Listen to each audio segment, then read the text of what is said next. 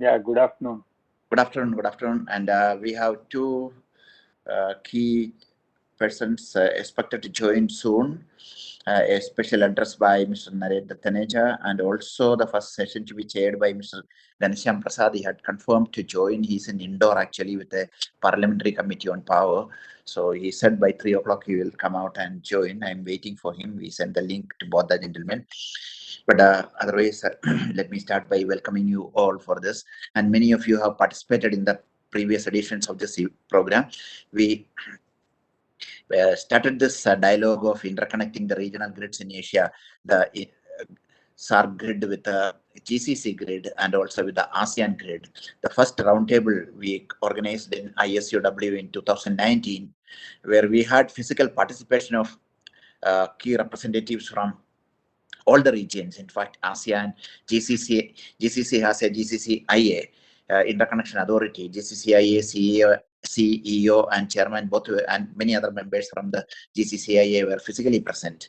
We also had many members of the ASEAN grid community also part of it in 2019, and that was more than a half day. It was several hours of almost full day deliberations we had, and we identified all stakeholders in principle agreed on two interconnections. One is a GCC SARC interconnection from Oman to Gujarat, a undersea 500 kV HVDC line of about 2000 megawatt capacity, and a overhead 400 kV line going from Manipur to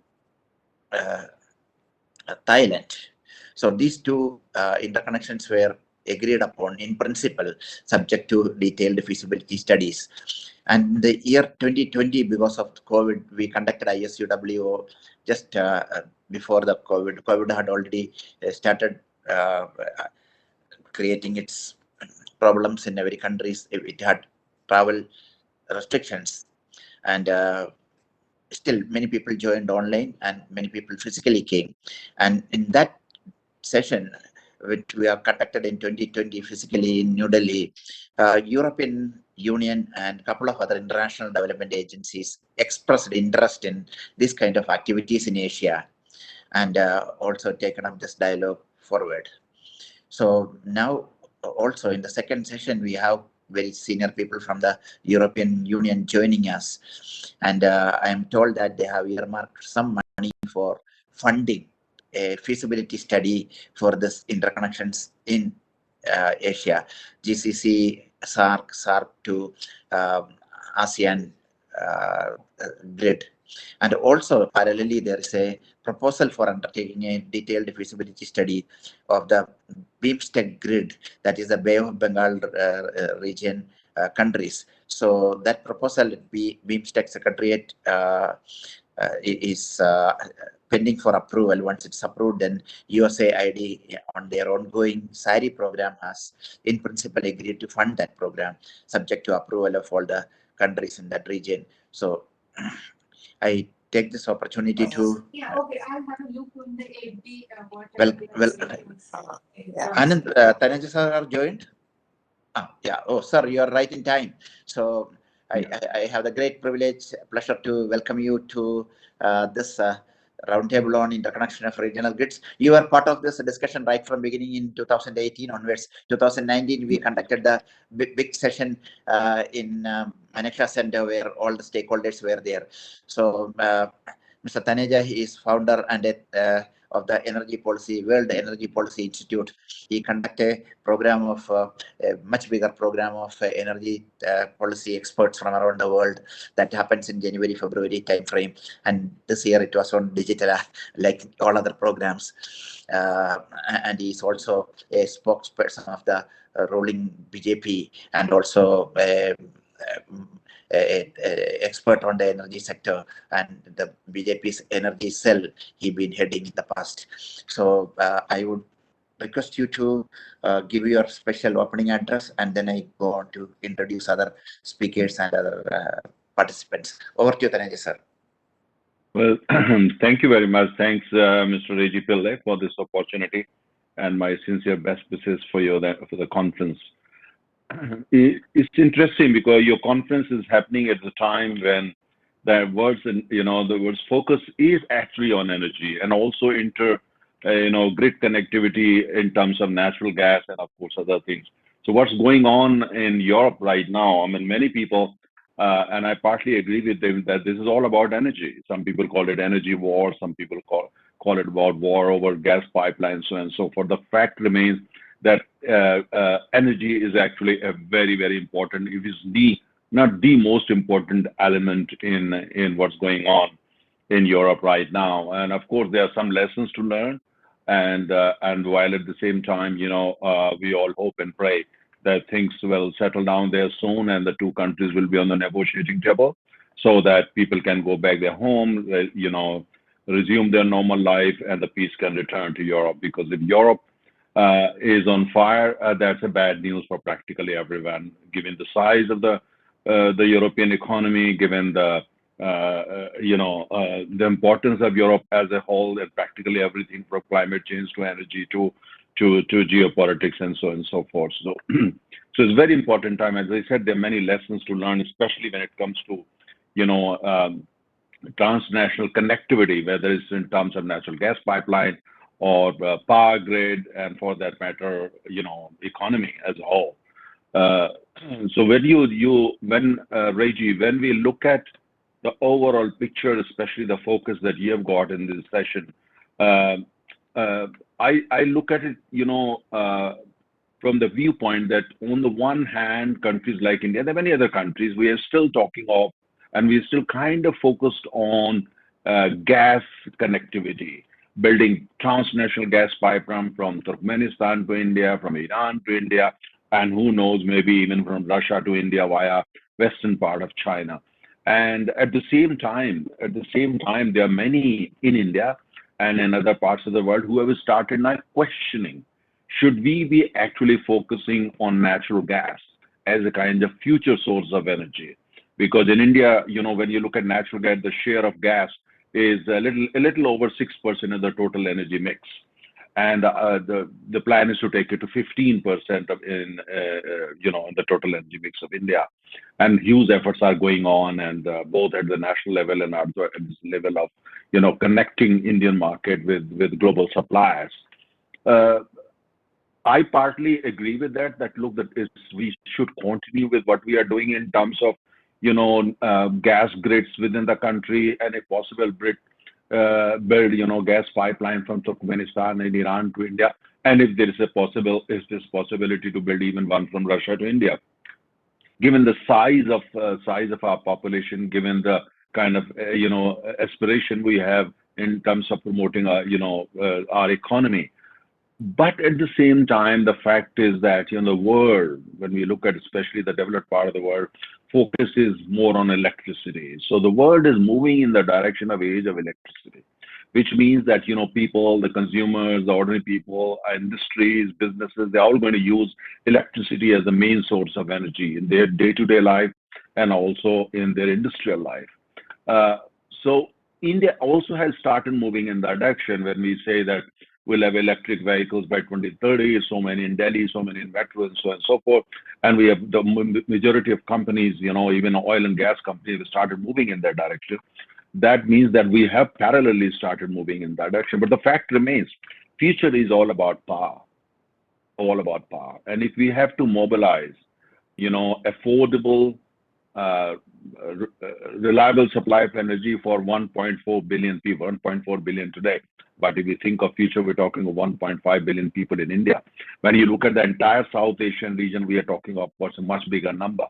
And therefore, I think when we look at the size, the demand, at the same time, energy poverty, on the other hand, what do I mean by energy poverty? Means there are large number of people in our country who still don't have access to sufficient amount of energy.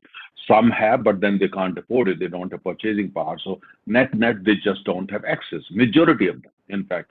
I can't put the exact number, but some people claim it's almost like 70%. We are talking of the people who are energy poor, the people who have access to 3 bulbs, 2 bulbs, 1 scooter, so on and so forth, but not really amount of energy that, for instance, a democracy like India, they are entitled to, if I may use the word entitled.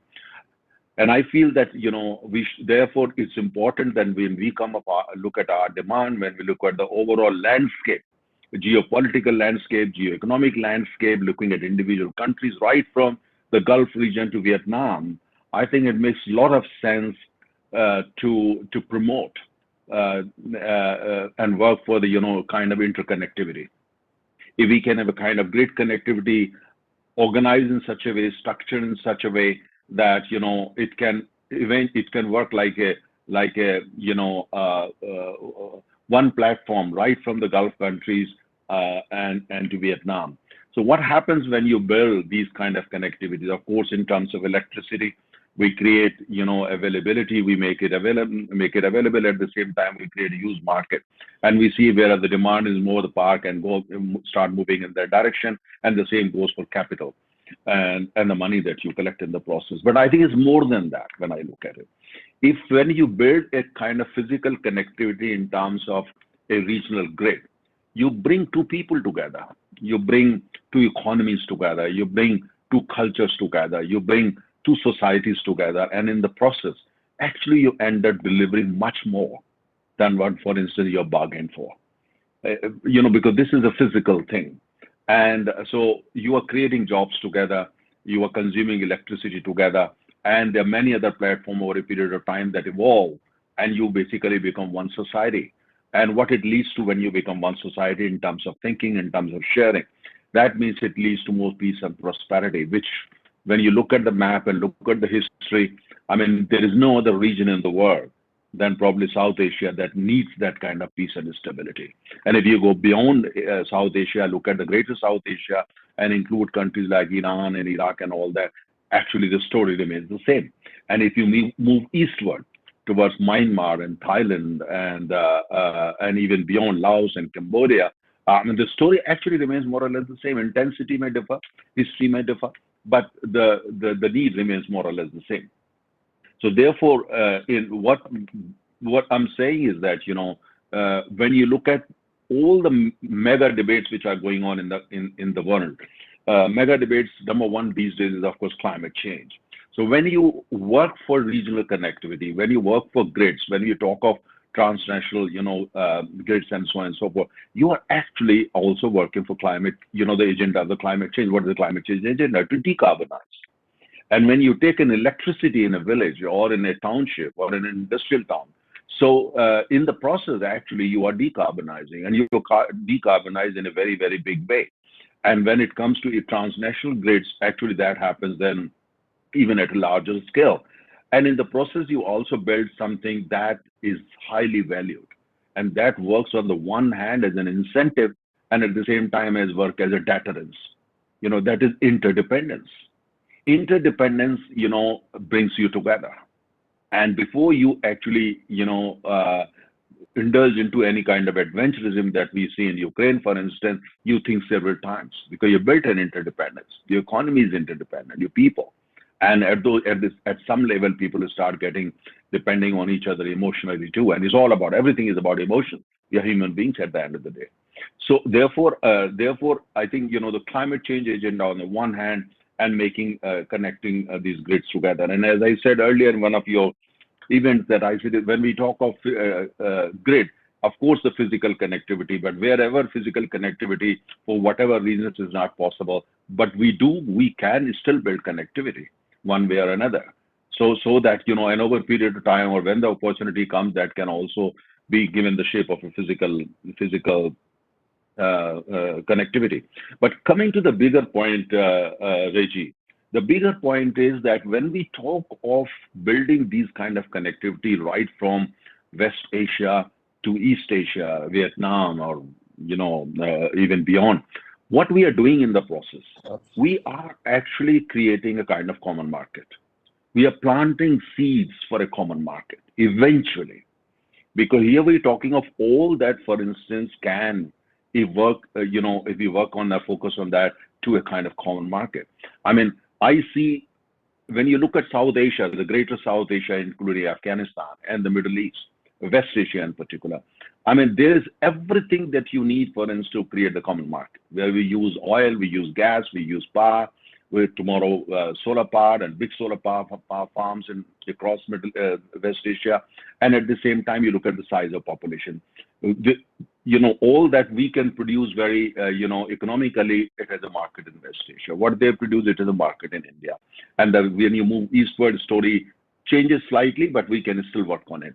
So it can be a common market. The grid connectivity can basically plant seeds and create the kind of, the preliminary infrastructure for a kind of common market from the Gulf region right to the ASEAN region.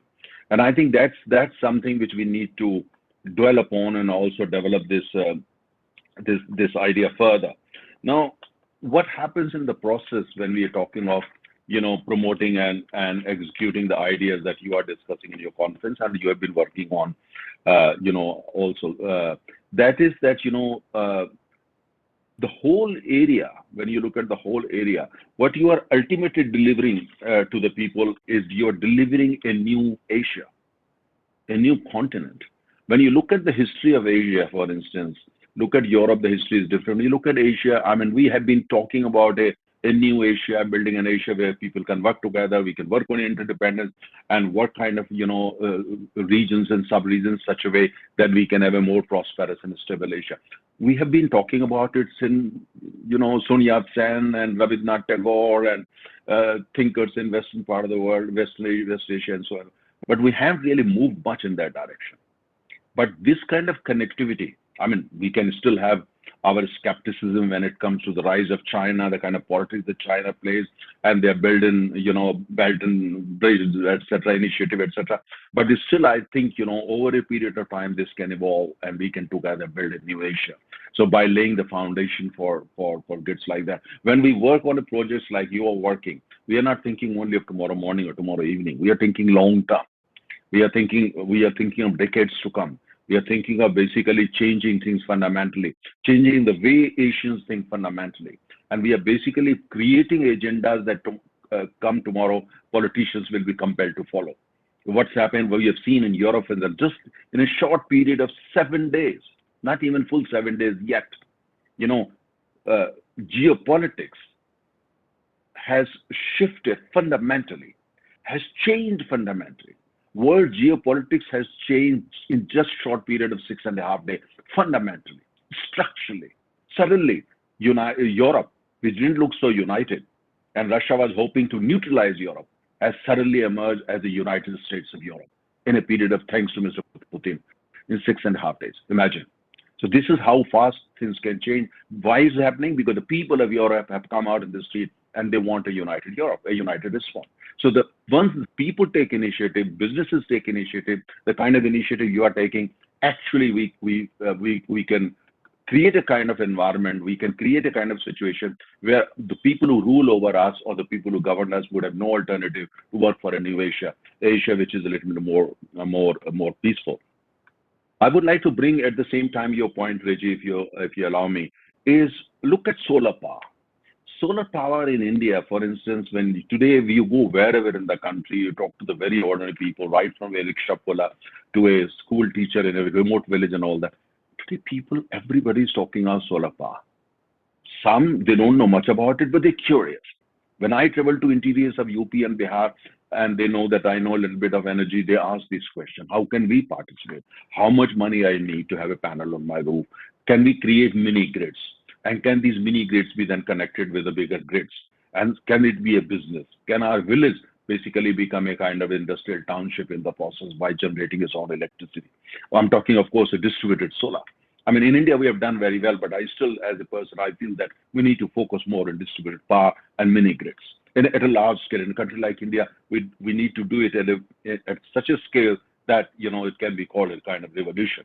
And imagine if we succeed in that across India, and they succeed in Myanmar, in Bangladesh, in Pakistan, and in Iran, and beyond Iran, and the same goes for Vietnam, Laos, and Cambodia, and Thailand, and all these.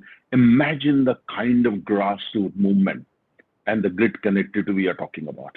These will be mini grids when it comes to solar. But then if they are connected in such a way that it creates hope, it creates jobs, and it creates that independence we are talking about. I mean, we are talking of a massive revolution. Some of you, your members who focus only on technology may actually think I'm talking fiction. No, it's not. I'm not talking fiction. I'm not talking fiction. I'm talking of ideas. I'm talking of dreams.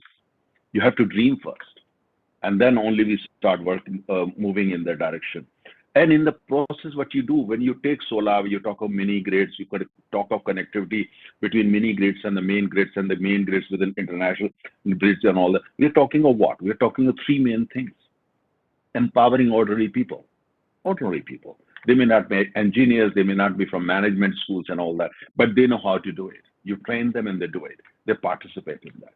Number two, you are empowering, the rural societies across the region. And majority of countries in the region we are talking about are actually, still very rural. You go to Iran, you go to Vietnam, you go to Bangladesh, India, Pakistan, the story is more or less the same across the entire, this part of Asia we are talking about. So what do you empower these people? You change their economic landscape, industrial landscape, and all this stuff.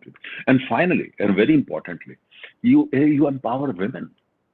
I mean, these kind of mini grids and solar power-based mini grids and all that we can design in such a way that, these are run by women.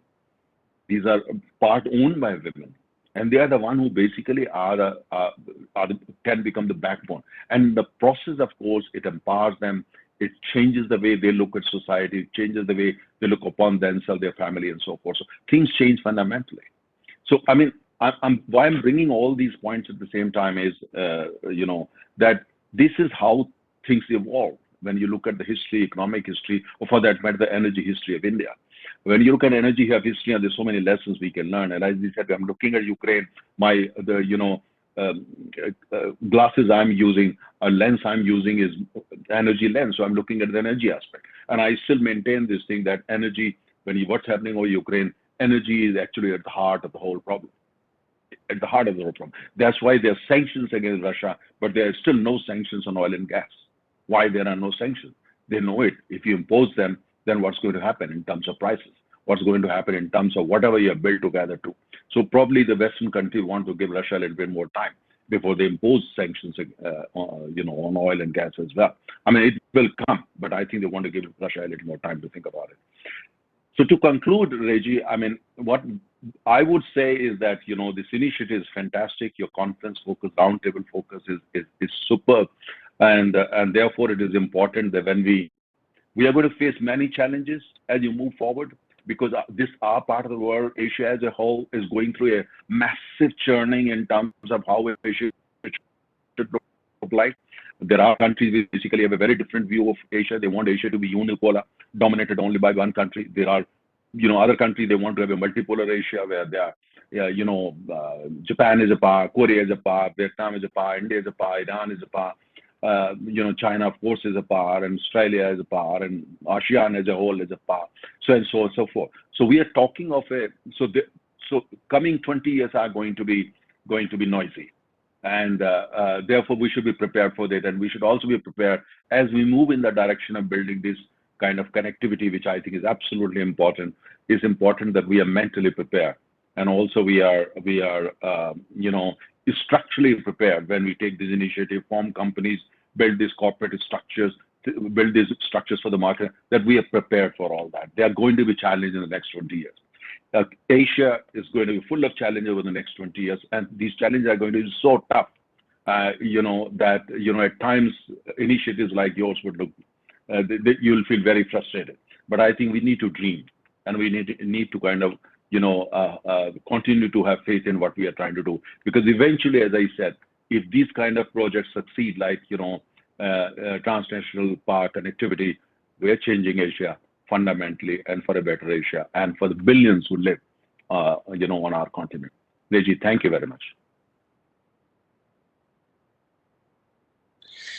Thank you very much for the inspirational words, and let us continue to dream and work towards making this dream a reality. In fact, in short time period of 3 years, we see a lot of traction in this area. And what we are talking about, marginal cost, interconnecting the regional grids. Like in Asia, in South Asia, we are already 4 countries: India, Bhutan, Nepal, Bangladesh. We are already doing power grid. there's a power exchange. We expect a regional exchange to form, which is already in the work. So just imagine for a electric car, many people think that if you buy from the grid, it is not a clean power. It is a thermal power, which is actually electron from the thermal project is coming into my car. Many people have that vague idea today. So all of them will be when today's technology is there from Bhutan, from a hydroelectric uh, project. Green electricity can be bought for charging a car, or from solar plant in India or in the Middle East, you can buy through this cooperation.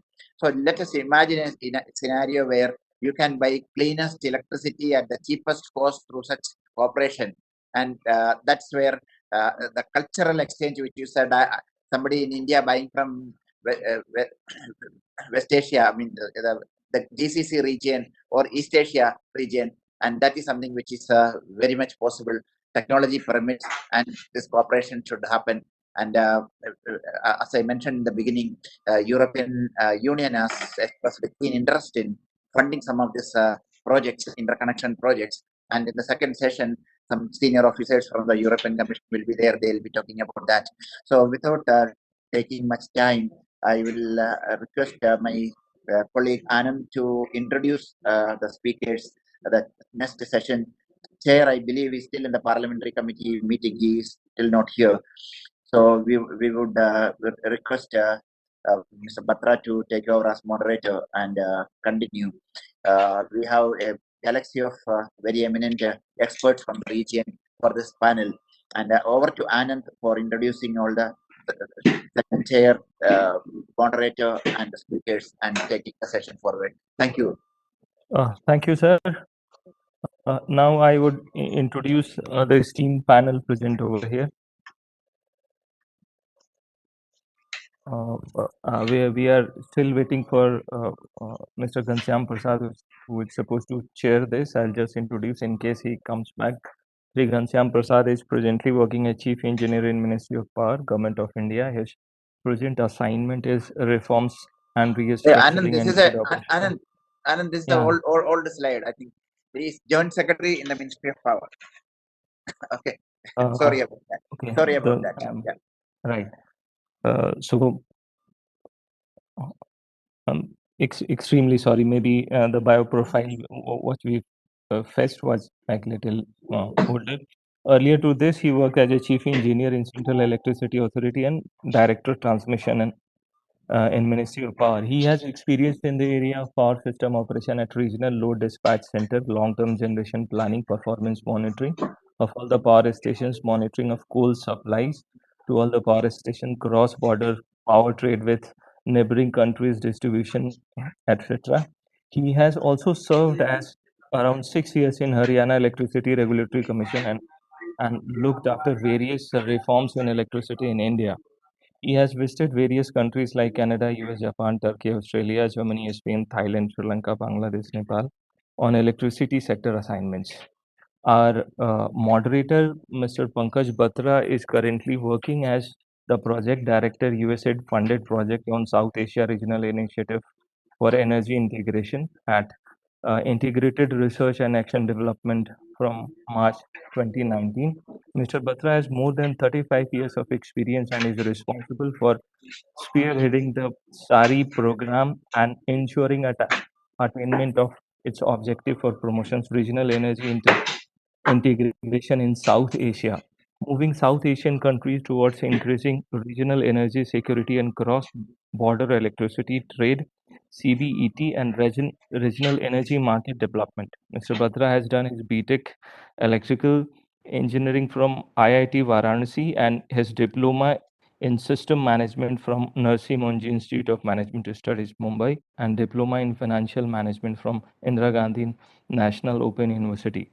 New Delhi. Mr. Batra is also currently the chairperson of Working Group 4 on Policy, Regulation and Business Models in the India Smart Grid Forum, chairperson of BIS Committee LITD 10, Power Systems Control and Associated Communication, and chairperson of BIS Committee 52 for making technical standards on grid scale storage prior to joining IRADe. Mr. Batra served as chairperson and CEO of at Central Electricity Authority and was responsible for overall development of Indian power system, including hydro, thermal, and renewable power, as well as the transmission and distribution system of the country. Our first panel member is Mr. S.R. Narasimhan, is the Director System Operation POSUCO. He has over 3 decades of experience in power system operation, spread across CA, Power Grid, and POSUCO. After an initial stint with BHEL, he has handled all facets of power system operation, ranging from operational planning, scheduling, real-time operation, and post-dispatch analysis, besides deployment of necessary tools for visualization and situational awareness. He has also implemented several electric market from such the availability based tariff, interstate open access power exchange, point to connection method for transmission charges sharing, frequency control ancillary services, and introduction of automatic green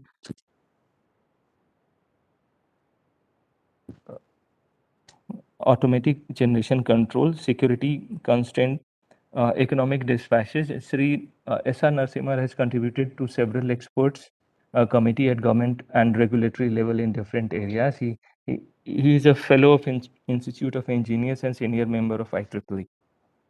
Our next speaker is Mr. Bikram Singh, is currently an executive vice president at PTC India Limited and heading the business development and marketing department. He has vast techno-commercial experience of around 20 years in Indian power sector and specializes in power market. Another panelist is Jyoti Parikh. She is current executive director of Integrated Research and Action Development. She was the member of Prime Minister's Council of Climate Change and is a recipient of Nobel Peace Prize Award to IPCC authors in 2007. She was a senior professor at Indira Gandhi Institute of Development Research, Mumbai. Next panelist is Mr. Philip Lenhart. Philip has a wide experience of over 40 years in the field of electric power system transmission and markets, as well as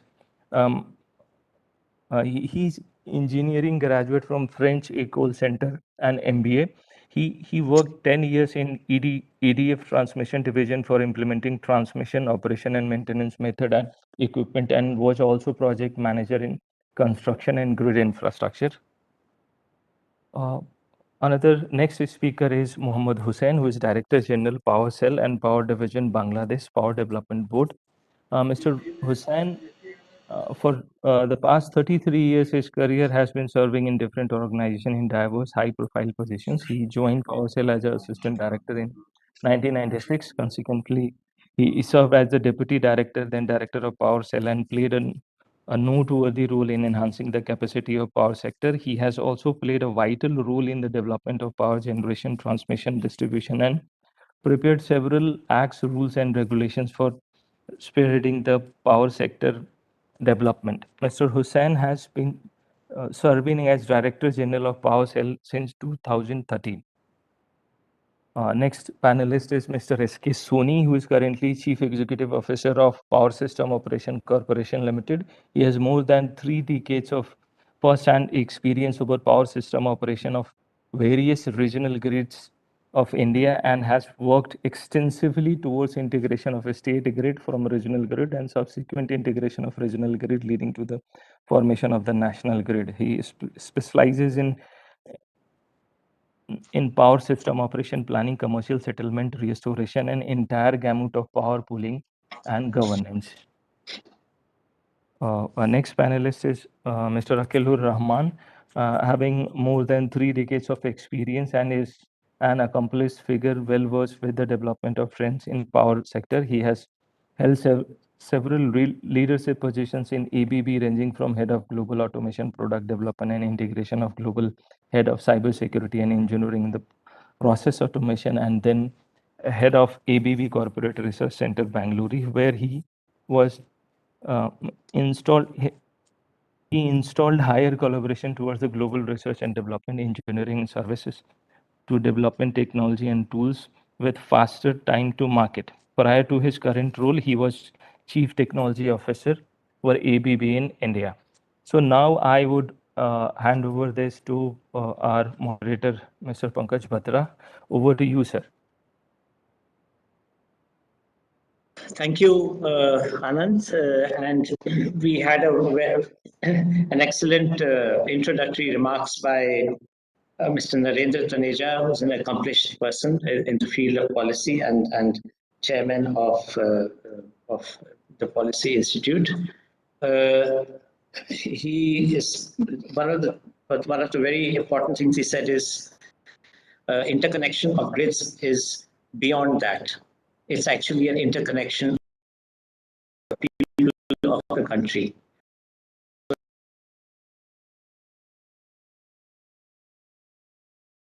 That's something which really will take things forward.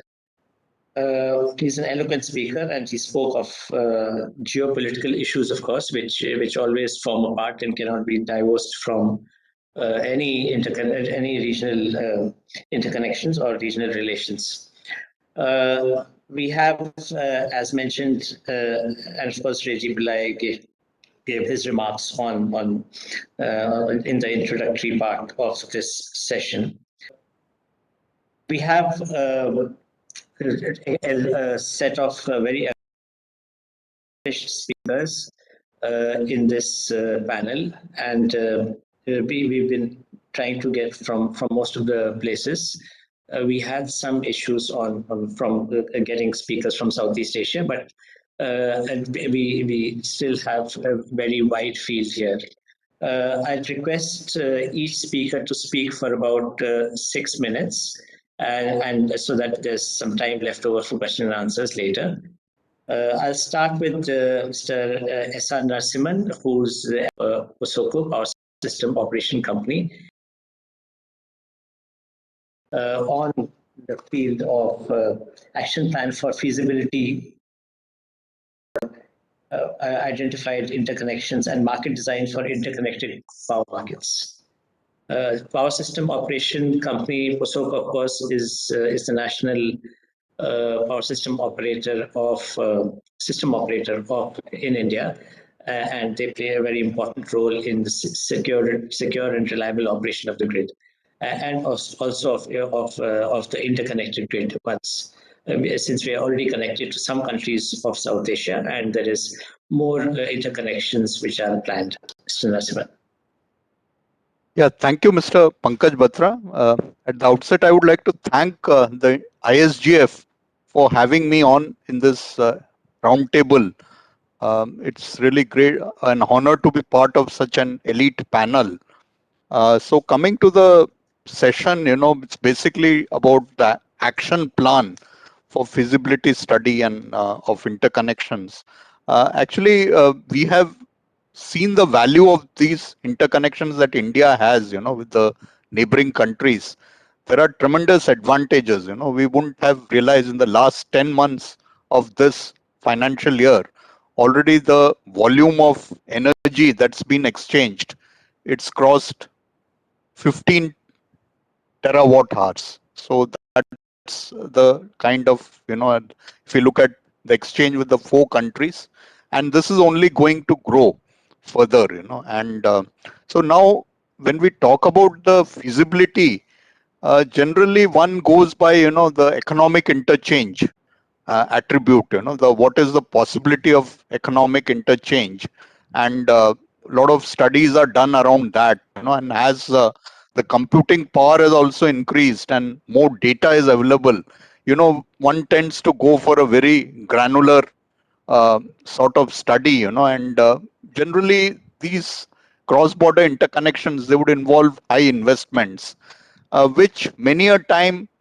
a pure economic interchange study based on production cost modeling may not actually bring out the true value of the interconnection, and essentially, the reliability component of all these interconnections, they also need to be equally valued. It should have the highest attribute, in fact. If you look at just the Indo-Bhutan connections, just I'll start. We started out by saying, okay, you would have a huge hydropower in Bhutan, and the all the lines transmission system was planned considering this economic interchange.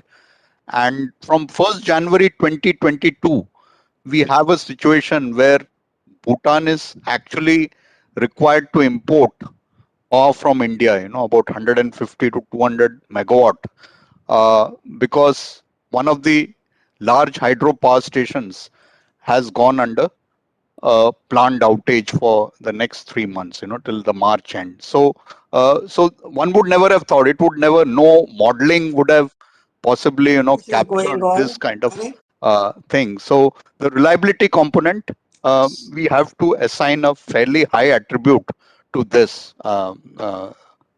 And so the third aspect, reliability and economic interchange is well understood. But over the last so many years, we have come to realize that resilience is an equally important attribute, and more so with more and more weather events which are taking place, and you have more and more of what we call as low probability, high impact events, and during such a crisis, it is the interconnections which would come to the rescue. In fact, we have realized that, in the last 4 years, once a Kashmir Valley, it used to be connected on one set of 400 kV double circuit lines, and every winter, whenever we had heavy snowfall in those areas, the entire Kashmir Valley, it used to get cut off, but the moment we have planned an alternative line, Samba to Amargad, that's really, we have not had a single instance where the Kashmir Valley power system had to be separate. We have had a number of snowfall events, but then this was still there, So, but then that, if you look at purely from an economic interchange perspective, maybe that line would not have made economic sense. But the resilience part, otherwise for nearly 15 days, 20 days in a year, we used to have the Kashmir Valley cut off, and that happened, for the last 2005 to 15,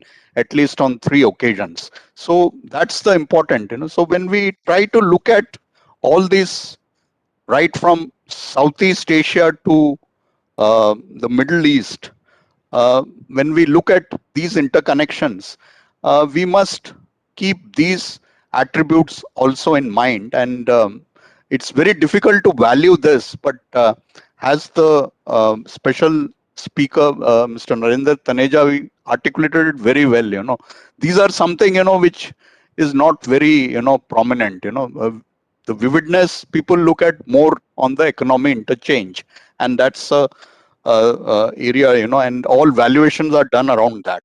So coming to this ASEAN grid and right up to the Middle East, one thing, when we talk about this One Sun, One World, One Grid initiative, we have to also see that even within India, most of our solar resource is concentrated in the western part of the country.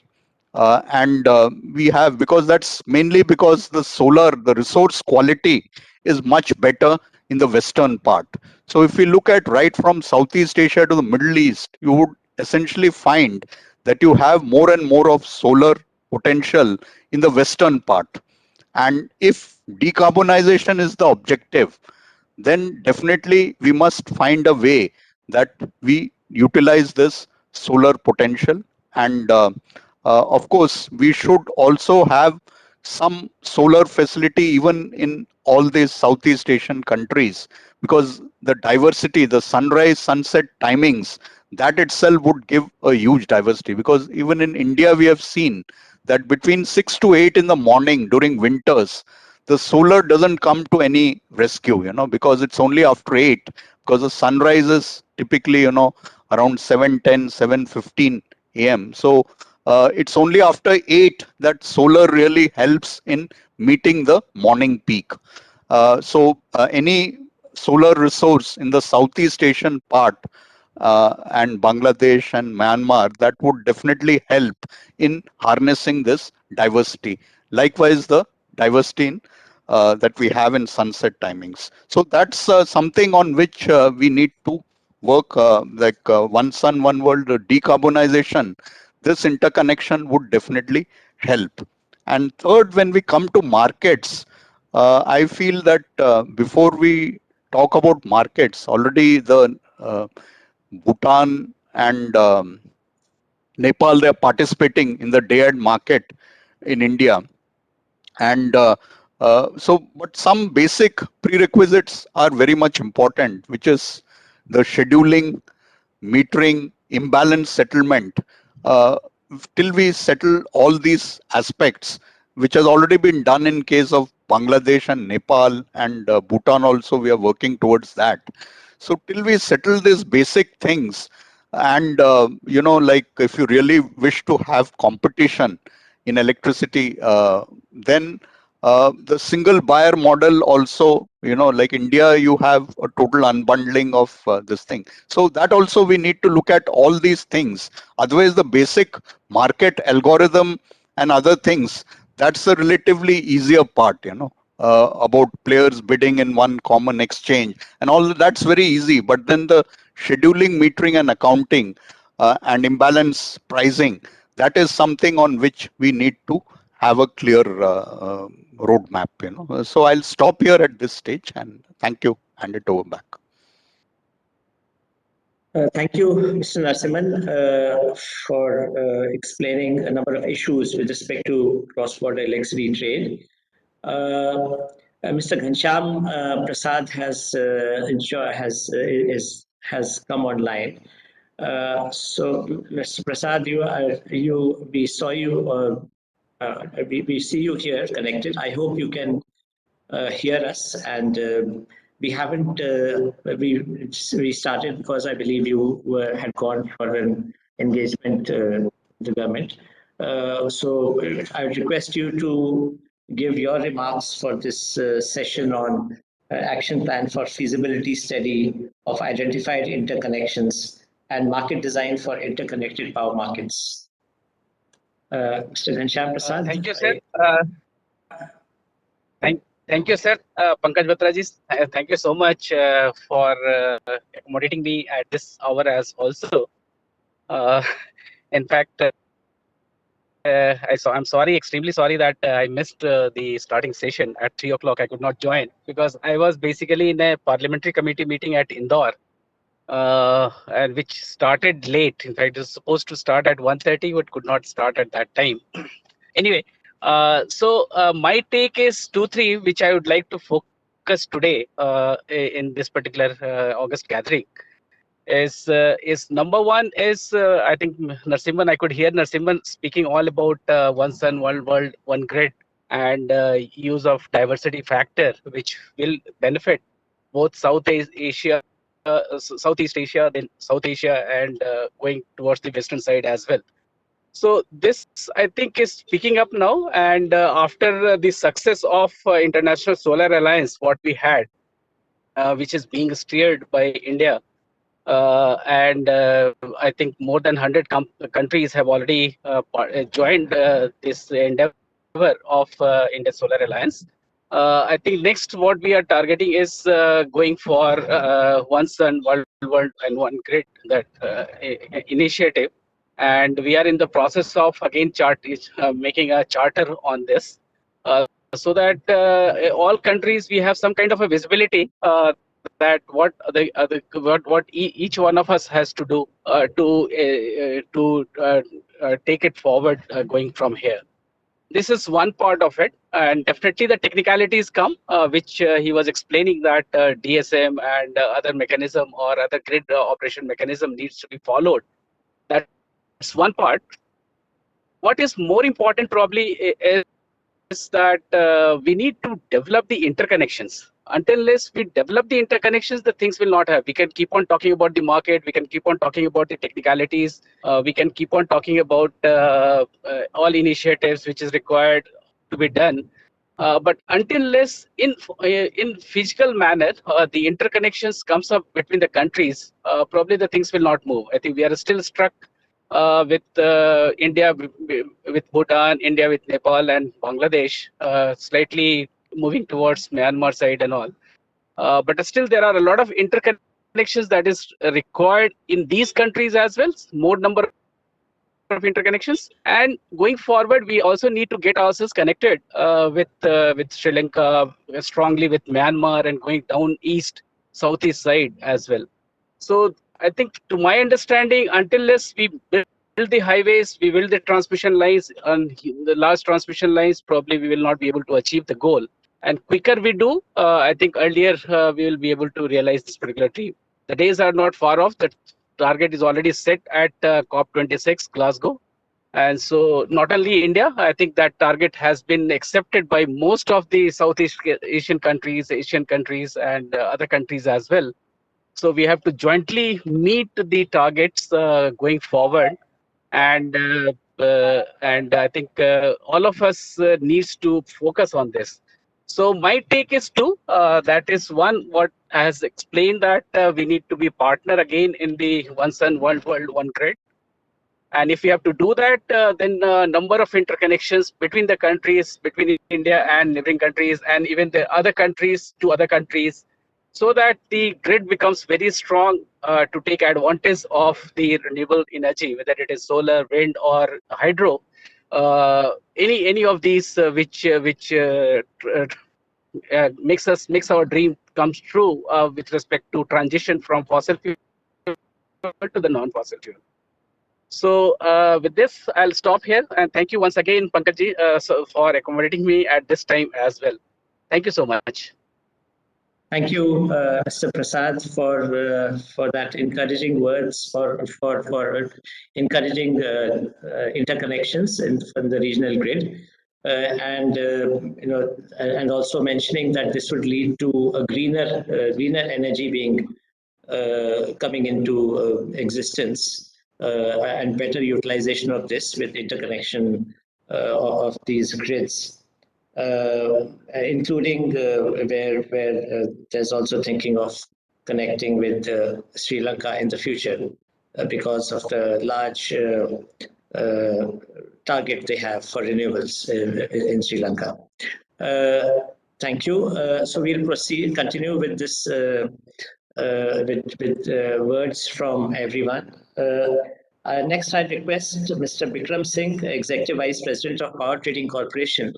Now, power traders are actually like they're stimulants to encouraging trade, because they facilitate trade and take away some of the botheration of the players who want to buy and sell electricity. And PTC has played a large role in power trading in India. It was the first power trader in India. Now, of course, there are many more. There are more than 30 power traders. The majority of the shares are held by few of them. At PTC is one of the big ones. Yes, please let's hear your words, Mr. Bikram Singh.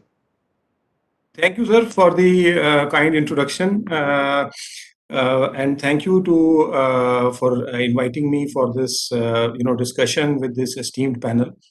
On this subject, few things have already come up during the discussions, and Ghanshyamji has also indicated that it is important first for the interlinks to come up before we can discuss about markets or deviation settlements and bidding rules and all those things. Whereas Narasimhanji has clearly pointed out that those rules need to be in place if power flow has to happen. So I think both things are equally important. When we start discussing from the perspective of feasibility of the interlinks, we should also at that point start discussing about the interchange that will happen and these set of rules, so that by the time these things fructify, we have a framework in place for these things for players like traders to come in and provide that flexibility and that comfort to the participating entities to enter into contracts so that that power flow can take place. This is also borne out, by our experience in India, where our interconnections with neighboring countries have, progressed on both lines. There has been a discussion on how the transmission links will come up. Parallelly, there have also been discussions with regard to grid security, scheduling, DSM, and participation in the market. And these set of rules, of course, are ever changing. There is nothing constant in these rules, as we have seen in our practical experience. They will evolve from a bilateral, model to a day-ahead mechanism through the power exchanges, and transform into going forward into renewable contracts, because as has been pointed out, there is an international commitment by almost all the countries to cut down on carbon emissions, and that will also require cooperation amongst the countries on the renewable side. So today we have a lot of products available in India on the renewable segment, like RECs or GDAM, GTAM, and all these products are currently not available, to trade with our cross-border partners, where we even today have transmission links available.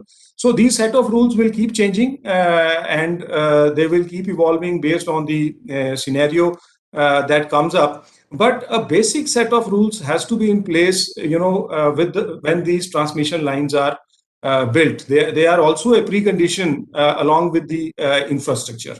That is point one.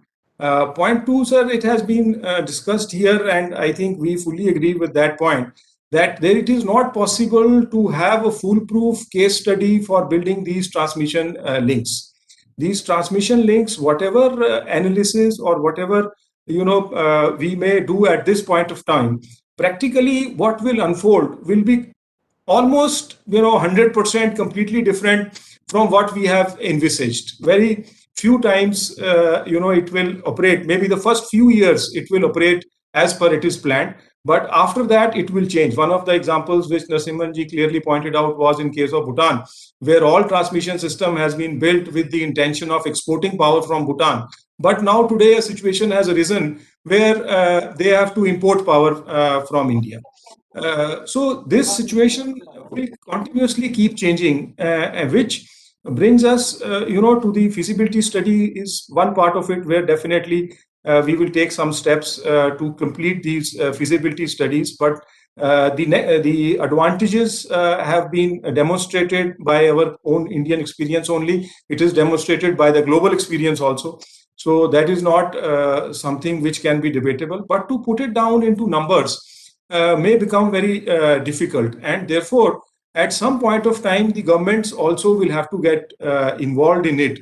And as we have seen, all transmission links, at least cross-border transmission links in India, and I don't know of an example even in other parts of the world, where it has happened without some kind of government undertakings or support, be it technically or financially. Some support or backing is required by the governments or by the participating nations at the political level also. So all 3 points become important: interaction at the political level, interaction at the grid operator level, where we have the rules in place, and then of course the physical building of those transmission lines. So with these points, sir, at this point of time, I'd like to close. Maybe we can discuss it during the question answer session if there are some participants. Thank you. Thank you, Mr. Bikram Singh, for your perspective of cross-border electricity trade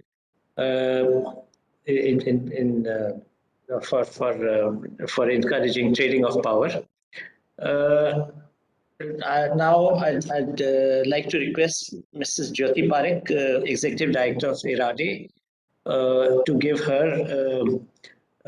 point of view. She's, of course, has been a champion of cross-border electricity trade in South Asia, in taking it forward, and probably the only the SARI program of USAID for which IRADe is a partner, being totally focused on cross-border electricity trade and how to get it done, not only from the point of view explaining the advantages initially of cross-border electricity trade to all the stakeholder nations, but also how to go about it, what are the steps to be taken for getting this done.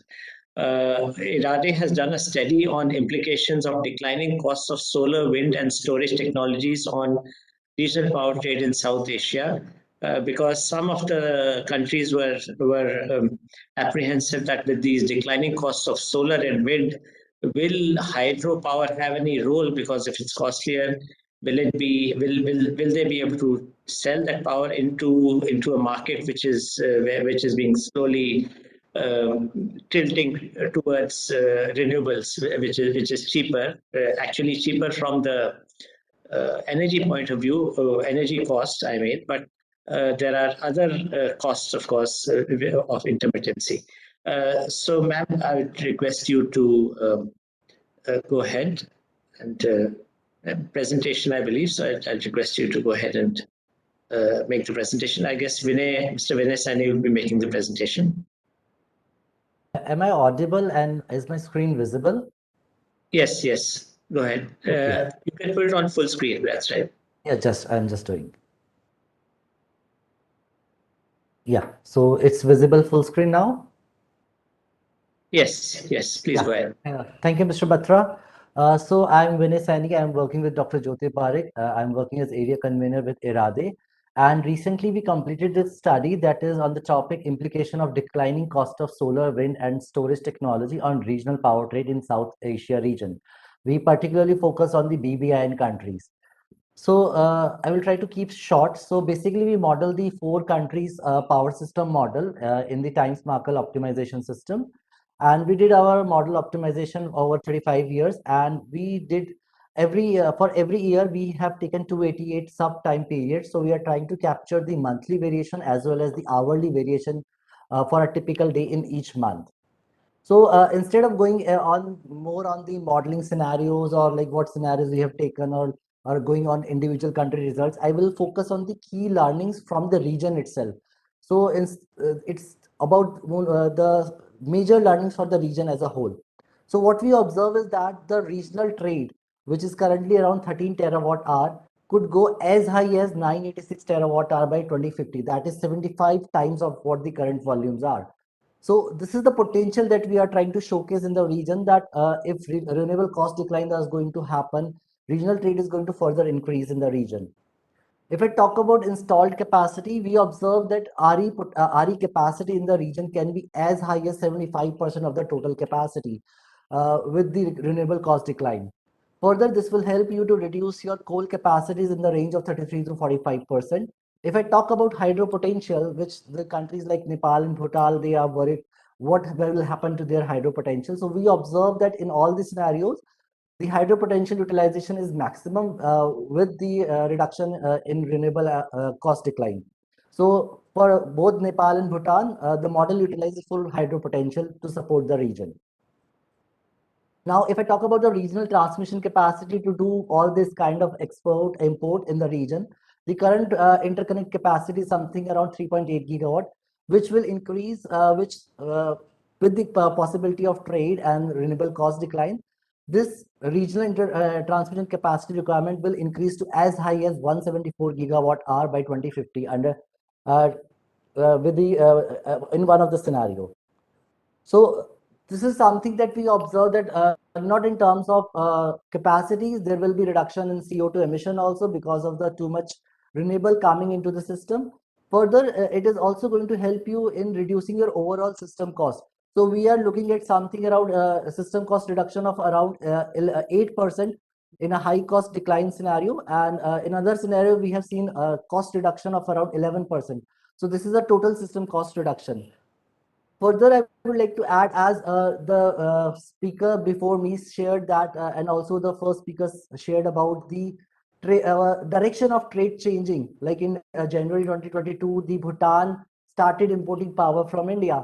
And this is what something similar we observed in our model is that when there will be too much of renewable into the system, the model is favoring for Bhutan and Nepal to import power from the region, the renewable power during the daytime, and then utilizing its hydropower to support the region. So overall, it helps to balance the region. So that's from my side. I would like now request Dr. Jyoti Parikh to make the final comments.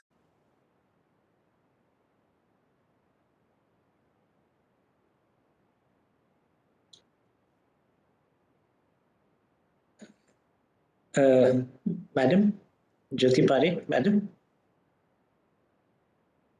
I guess she is having some problem with the connection. So you may go ahead, Mr. Batra. If Okay. she joins in, then she can pitch in. Thank you. Okay. Right. Thank you for that presentation. And intermittency, balancing of intermittency, one of the ways of doing it in an economical manner is to expand the balancing area. And expanding the balancing area, of course, can be done within a country, plus even outside the country, beyond the borders. And South Asia having complementarity of resources, power resources, it's an ideal situation where Bhutan's and Nepal's hydro can balance the intermittency of the large installation of intermittent renewable energy in India. And both, it creates a win-win situation for all the countries. Bhutan, of course, was mentioned by one of the panelists, that has started importing by Mr. Narasimhan, started importing power because of a shutdown of the largest operating power plant, which is Tala Power Plant, for 3 months. But Bhutan's also doing doing it wisely, because they are importing this power when it is cheapest in the power exchange, which is during off-peak hours, and using their hydro for meeting their peak when power is more expensive in power exchange. An ideal example of optimal utilization of their own resources for the benefit of the country. Right. Thank you, Mr.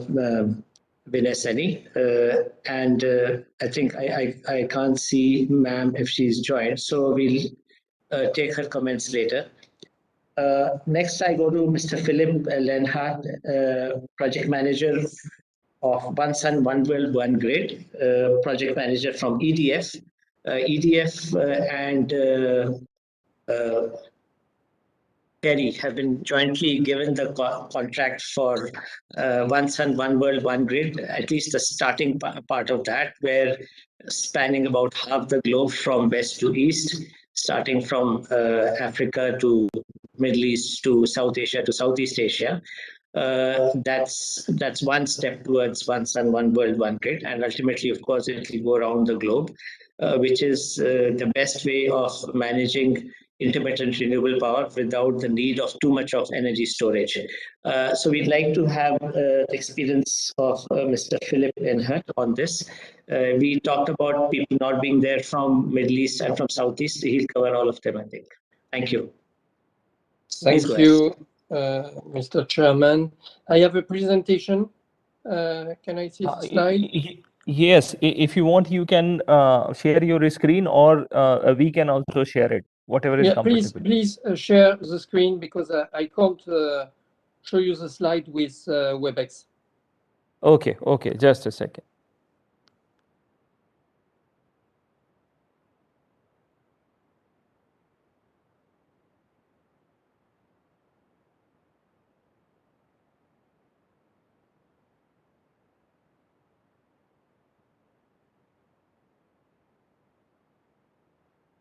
Thank you very much. So, first of all, good afternoon to all participants of India Smart Utility Week 2022. I am Philip Lenhardt, a fellow expert of EDF Group, specialized in electricity transmission, electrical system, and market of electricity. I have worked on many interconnections in America, in North East Asia, in Southeast Asia, and also with Singapore. And now I am the team leader of the consortium led by EDF with AETS and Terry that is missioned by ISA for Osowog.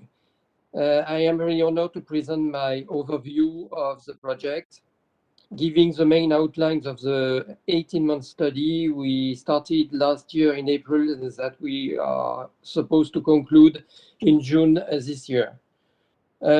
Next slide, please.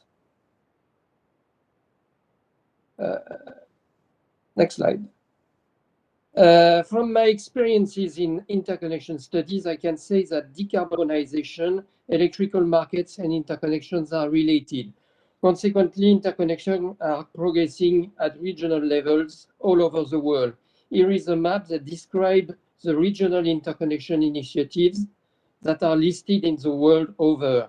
And the larger the perimeter is for interconnection, the best it is for flexibility for facing renewable energy intermittency, competitiveness of power trade, and decarbonization with CO2 emission reductions, and eventually meet the commitments of the Paris Agreement. Next slide, please.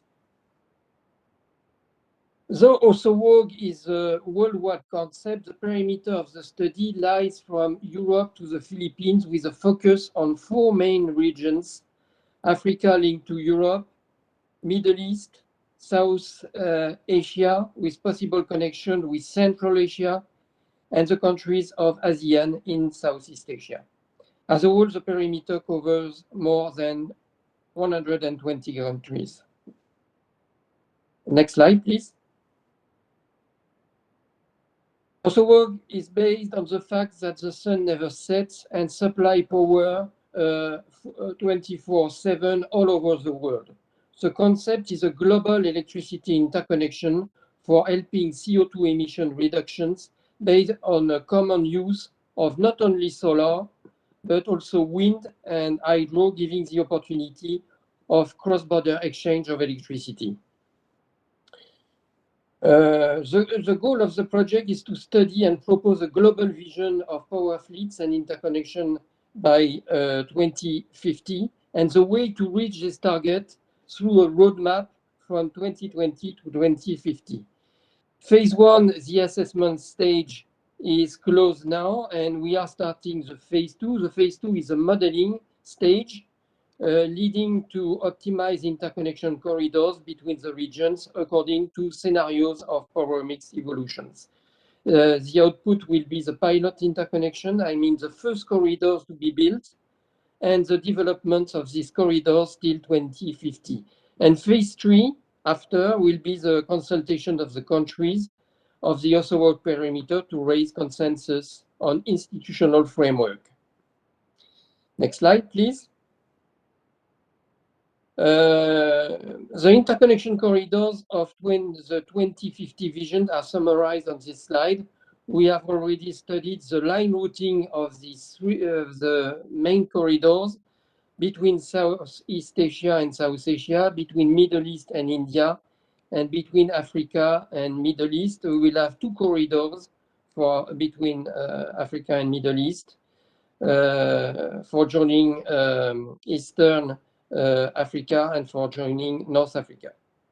Now I'm going to show you more precisely 2 corridors between Southeast Asia and South Asia, and between Middle East and South Asia. Please, next slide. Regarding Southeast Asia, the corridor we have studied will link India to Myanmar. However, Myanmar grid is not strong enough for joining correctly GMS to South Asia. The corridor needs to continue to Bangkok for joining the powerful grid of Thailand. Next slide, please. The corridor between India and Middle East will be more precisely the connection between India and Oman and GCC. Several options are under study. Overhead line crossing Pakistan, Iran, and Iraq. 2 undersea cables line routing from India to Oman, crossing the Arabian Sea, that has important sea depth with more than 3,000 meters, but we have technical solution to achieve this project.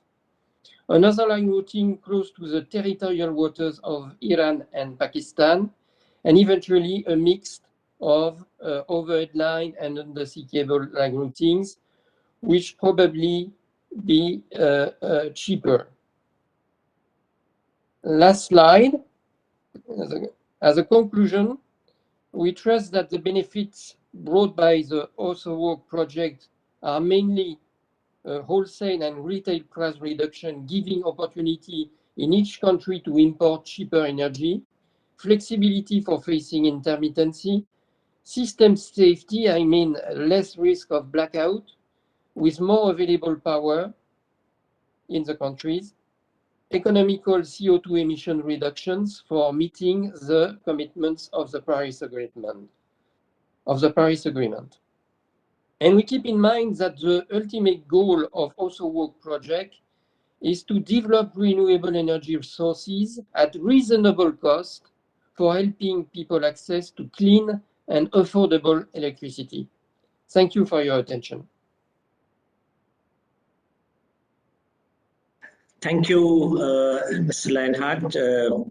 That's a very useful study that you're carrying out for the benefit of the whole world, which is hopefully it will also unite the world, as Mr. Narendra Taneja says. It leads to collaborations and cooperation and closeness between the nations. Thank you very much. Next, I request Mr. Mohammad Hussain, who's the Director General Power Cell of Bangladesh. So he's a man within South Asia, a person who's leading interconnections and trade between Bangladesh and the rest of South Asia, and we'll be very happy to listen to him. Yes, go ahead, Mr. Hussain. Thank you, Mr. Batra. First of all, I have just small correction in my introduction. Myself is Mohammad Hussain, Director General Power Cell, which is a technical of the Power Ministry or Power Division. I have no, in fact, organizational linkage with Bangladesh Power Development Board. This is an entity under Power Ministry. Thank you. In fact, I have been listening to all the speakers very minutely, particularly Mr. Narendra Taneja, who has given a nice outline of this session. Mr. Rezi Kumar Pillai, who is the President of India Smart Grid Forum. My fellow speakers, good afternoon to you all, and I must express my gratitude to ISGF for organizing this session in partnership with European Union, SARI and USAID. In fact, there is no denying fact that definitely we have to go for cross-border trade of electricity, and without any cross-border interconnection, it is not possible. We all know that. And meanwhile, from other speakers, we've also heard whatever has been developed, and particularly Mr. Vikram Singh, I believe, Mr. Bing has already outlined regarding this decarbonization and other issues. Bangladesh is passing a very transition phase where we have now severe shortage of primary fuel, and we can see that there is no alternative other than going for cross-border trade of electricity. And we know that after the historic treaty with the Indian government back in 2010, we are now having two cross-border interconnection and exchanging, particularly importing 1,600 megawatt of electricity through this two interconnection. One is Baharimpur, Veramara with 1,000 megawatt capacity. Another is Tripura to Kumilla with radial mode of interconnection. but this is not enough, in fact, for going for other exchange of electricity. Meanwhile, we are working with Nepal for importing another 500 megawatt of electricity. And I also do agree with my predecessor that I think market can play a vital role for cross-border trade, particularly by from day-ahead market, which in fact we have been working. And IRADe has helped us a lot in formulating all the regulatory and policy issues.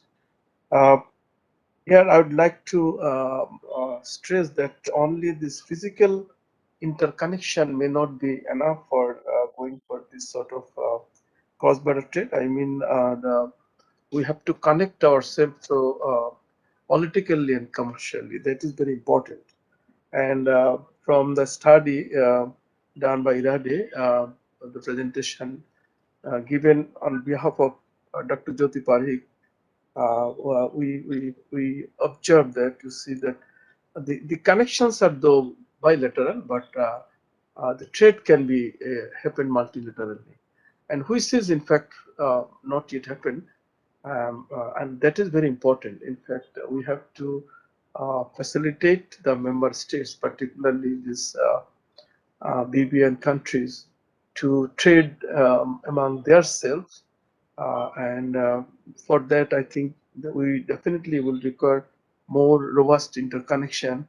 You know that meanwhile we have been working with Katihar, Parbatipur and Baranagar. That will be a great breakthrough, not only for Bangladesh and India. It would rather connect Nepal from one end and Bhutan from other end. So that is very important. We are looking forward to see this source of interconnection. And you know that we have a steering committee between India, also another one which is the Nepal, and now we feel that we should have a tripartite steering committee where the multilateral issues could be discussed and need to be discussed. Otherwise, I think still we will be confined with bilateral transactions, which is the major limitations for us in future. So we are always keen to, in fact, develop these interconnections for our own sake. As I said, that we have not only for the conventional energy, also for renewable energy, which we have a commitment of 10% to our generation mix, is a far away and not even possible within our domestic resources. So we always look for the regional cooperation for this. And finally, I feel that it is essential to unlock regional power exchange opportunities. So professional and diplomatic cooperation to intensify the progress of cross-border trade of electricity among the countries of the region. I hope this event will play further role in bringing out the best guidelines for exchange power access in the South Asian countries. Thank you very much. Thank you, Mr. Hussain, for giving your perspective and your views on power trade or regional power trade. Now I'll go on to Mr. S.K. Suni, ex-CEO of POSOCO and first CEO of POSOCO, who's got wide experience in the power sector and especially so on power system operation and power system studies. So, Sunil, let's have your insights on this field of on this area of action plan for feasibility study of identified interconnections and market design for integrated power markets. Please go ahead. Yeah. Thank you very much, Mr. Pankaj. Hope I am audible. Yes. First of all, thanks ISGF for giving me this opportunity. And I fully agree and echo all what has been said by my predecessors, but with a slightly different flavor. That's all what I can do. But so much has been said about it. In fact, so many studies are available in public domain. So many reports are available in public domain that if you read all of them, it will take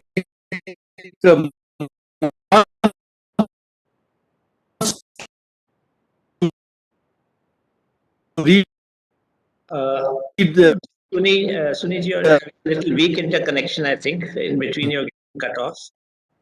reports between India and institutional leaders. Sure. Do you want to try a different connection? Oh, yeah. Please go ahead now. Now, just give me 30 seconds. I'll try another one. Okay.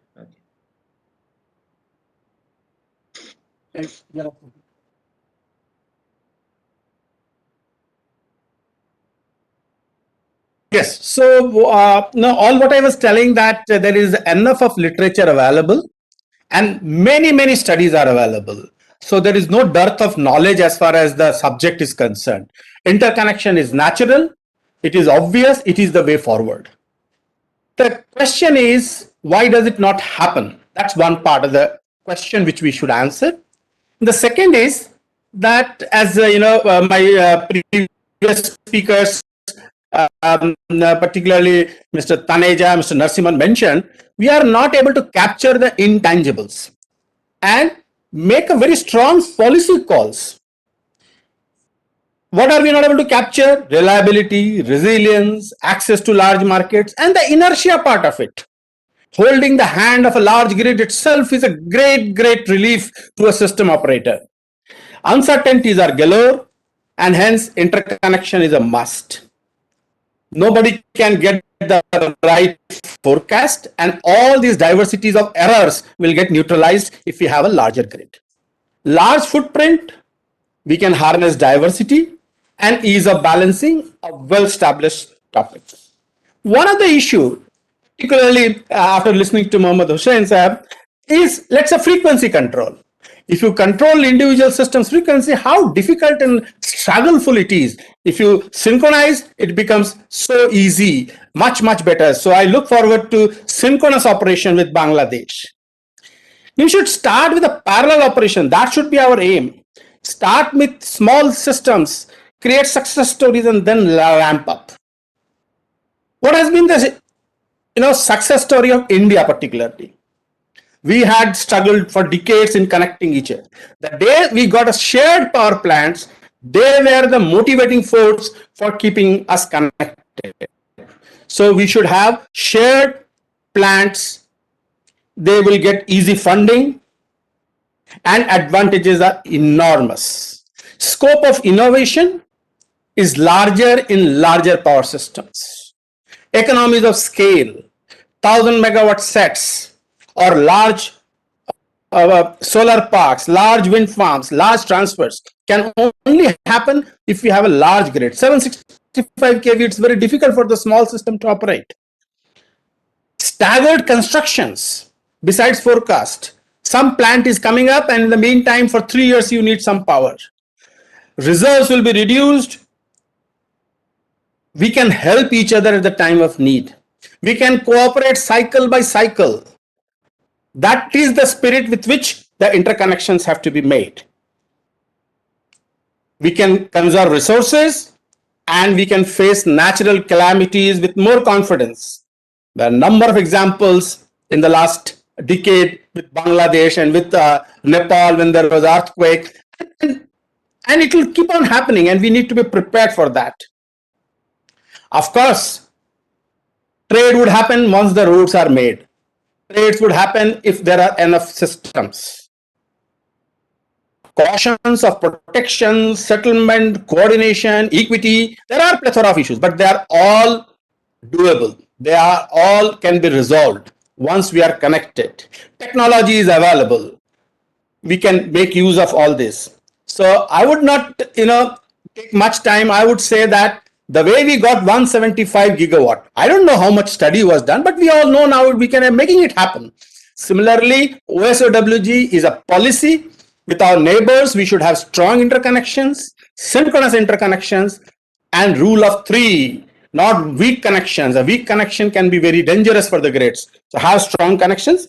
And one thing is for sure, once you are connected, you remain connected and you keep ramping up, and generations will take full advantage of it. We are already late and we should expedite and see how we can quickly expedite. Transmission, planners should be visionaries.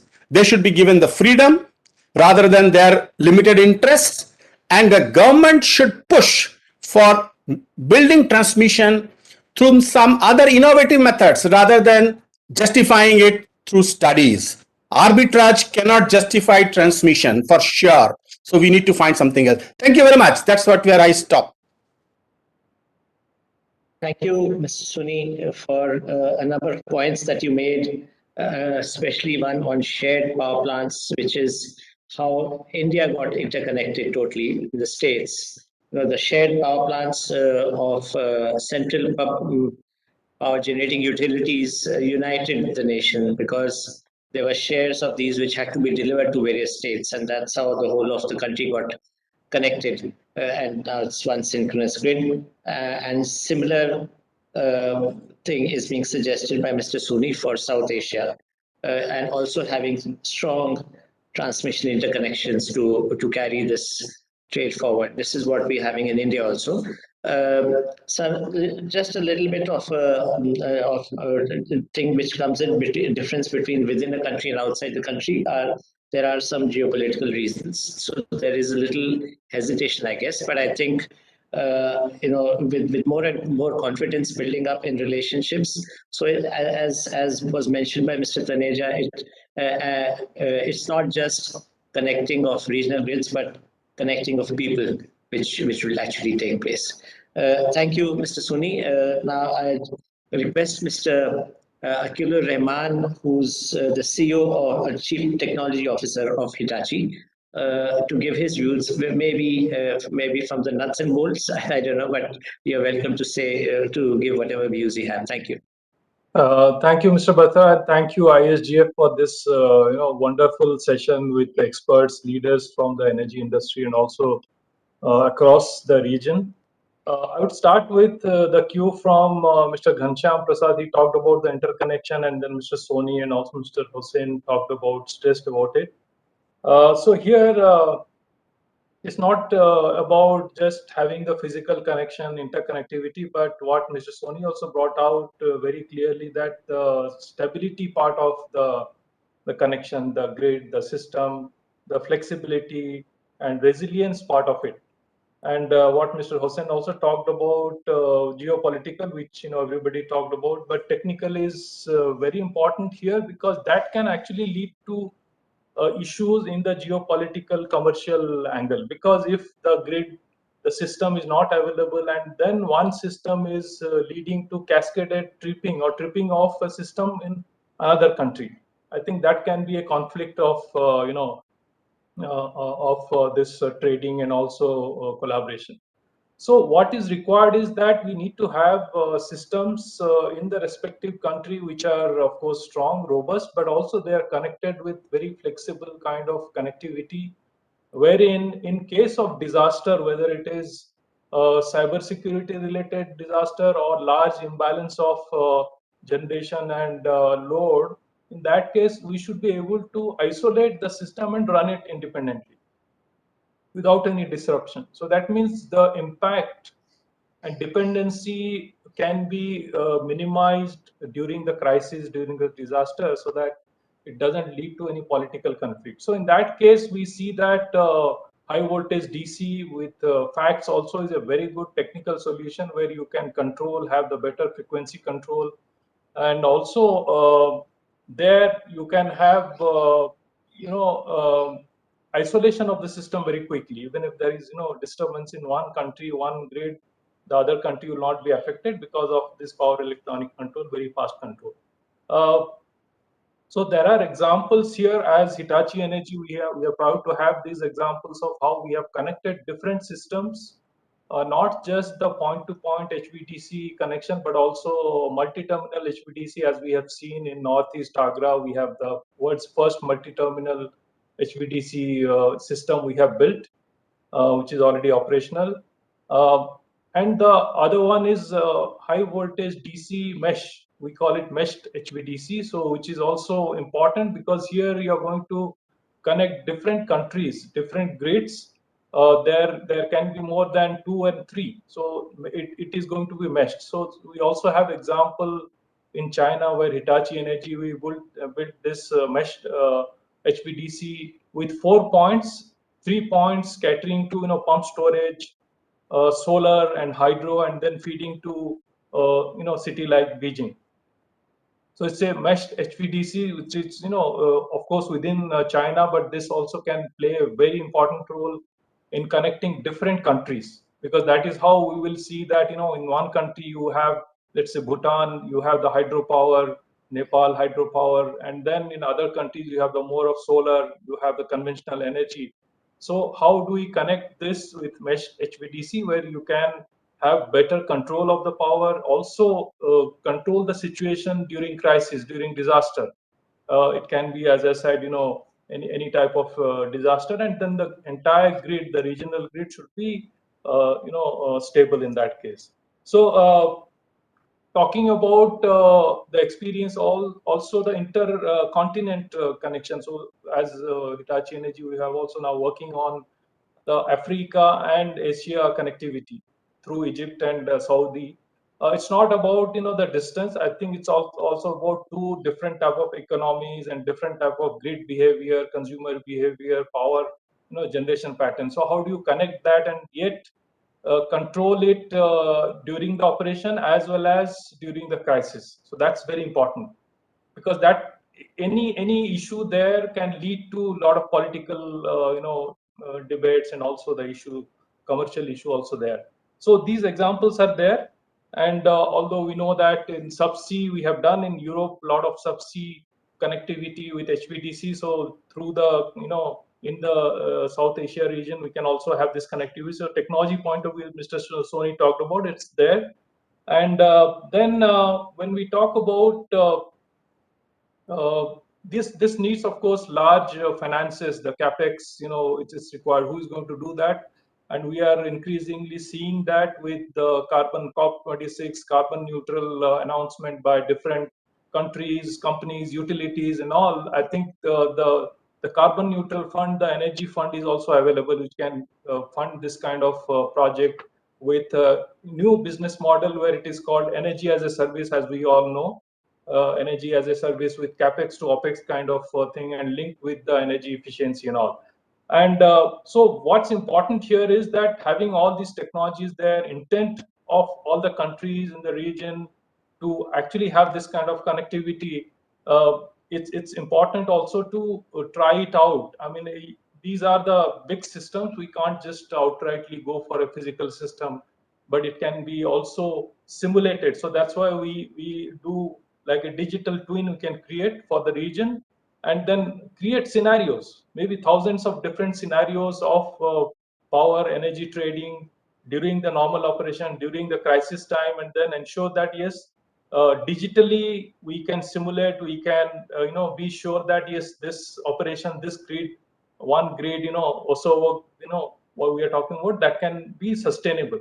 It can also be more reliable, it can be flexible, it can also work in a robust way during resiliency, with resiliency. So I think important point here is having so many countries and also policymakers here.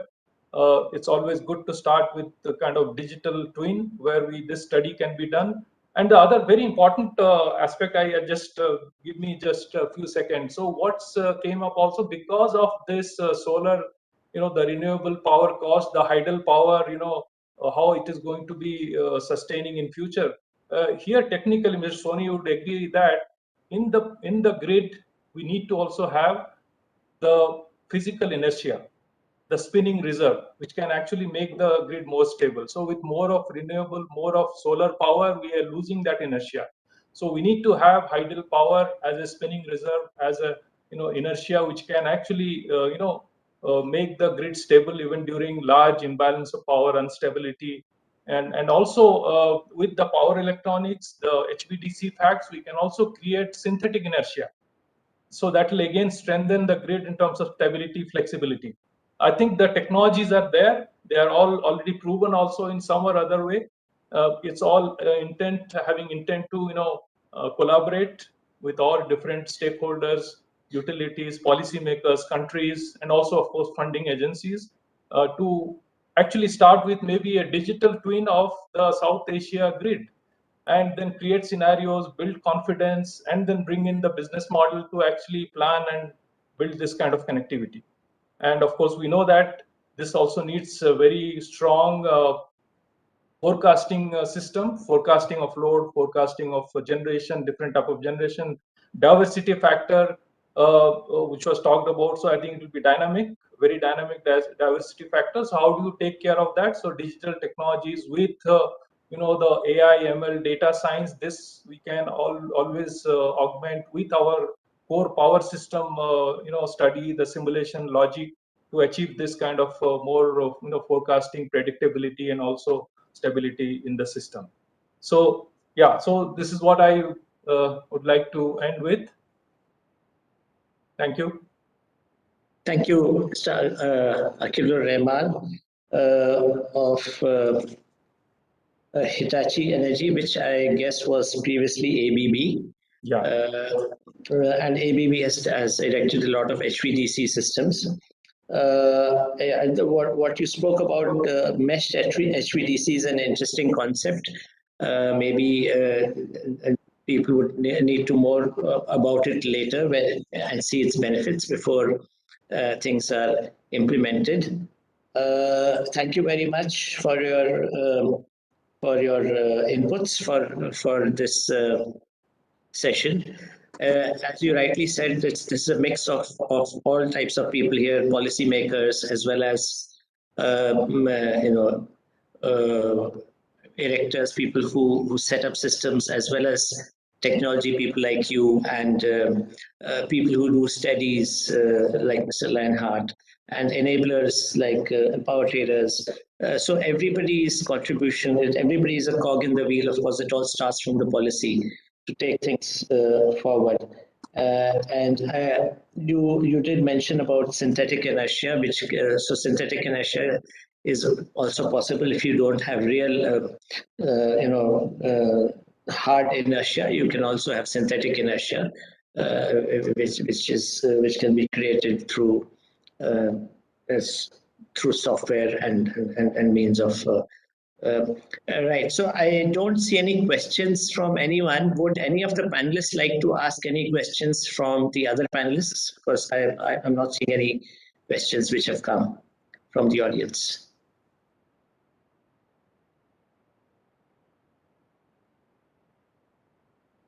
Right. If there are no questions, then we will move on to the next session because we are more or less on time.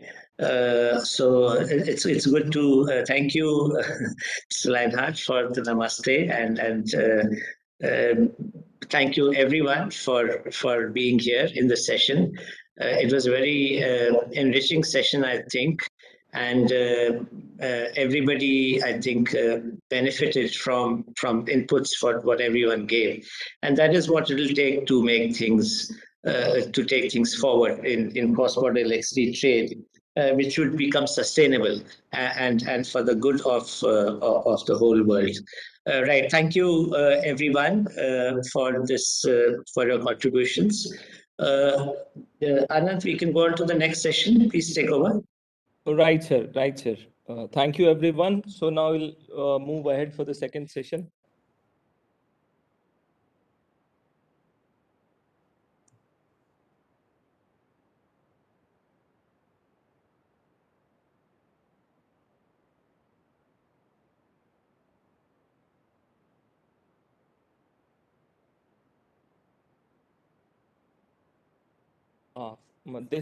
In this session, we are going to discuss about international cooperation of interconnection regional grids in Asia. And this session is being chaired by Shri Pankaj Batra. Though I have introduced, but I'll do it again for this panel.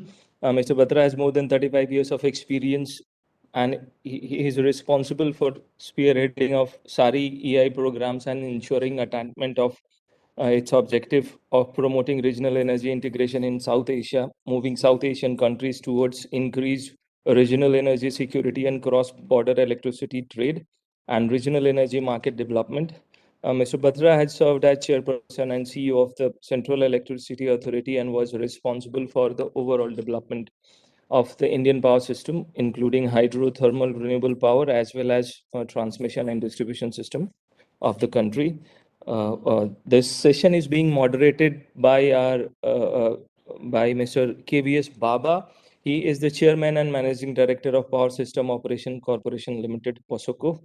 Having diversified experience of 33 years in power sector, prior to this present assignment, he was the chief executive officer of POSOCO. Earlier, he has experience of working in the area of power system planning and design of EHV transmission system, power system analysis, corporate planning and project management in distribution system in NTPC and power grid, in addition to system operation, marketing operation, and aspects in POSOCO.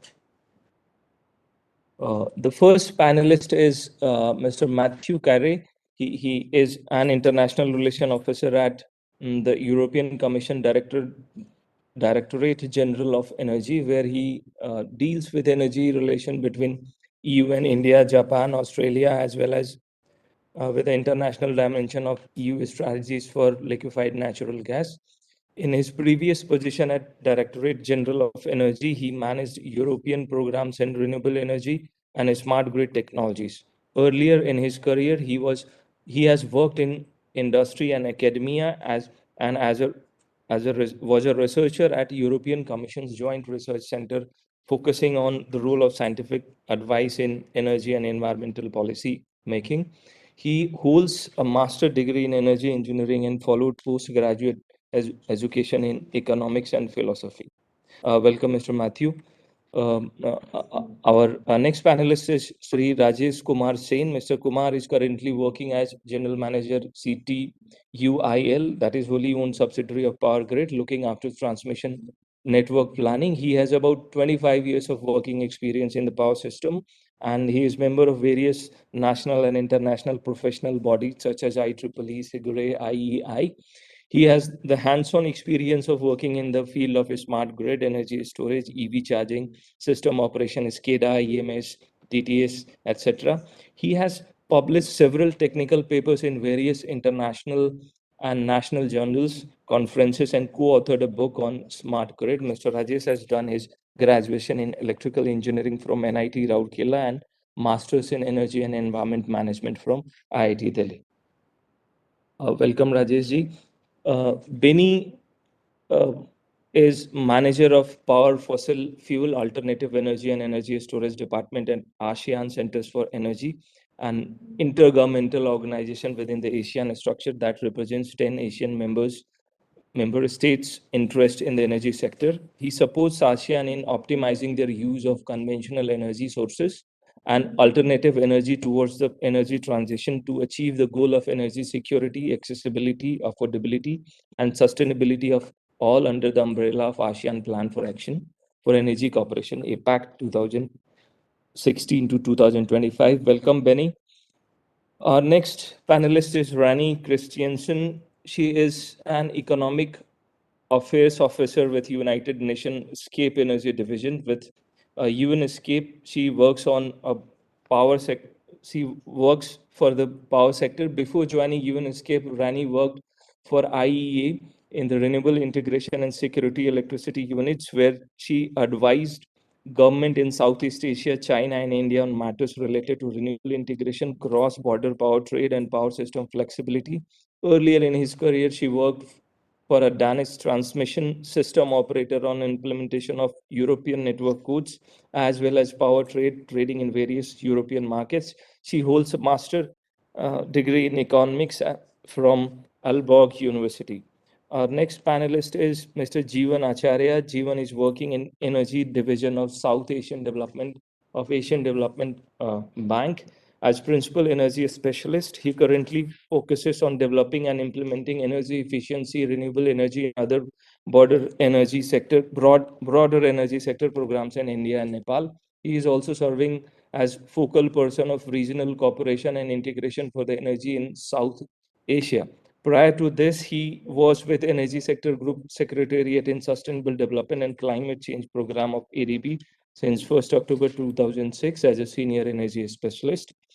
Our last panelist is Monali Hajra. Monali has been Regional Energy Manager and Clean Energy Specialist with U.S. Agency of International Development in India since 2009. Ms. Hajra holds a postgraduate degree in Environmental Management from Indian Institute of Social Welfare and Business Management in Calcutta. With more than 20 years of experience, she has managed several USAID clean energy programs, including USAID regional energy programs in South Asia. Prior to USAID, Mr. Hajra led to industry and environment team at Center of Science and Environment. She has several publications to her credit. Welcome, Monali. So now I would hand over this to KVS Baba to moderate this session. Over to you, sir.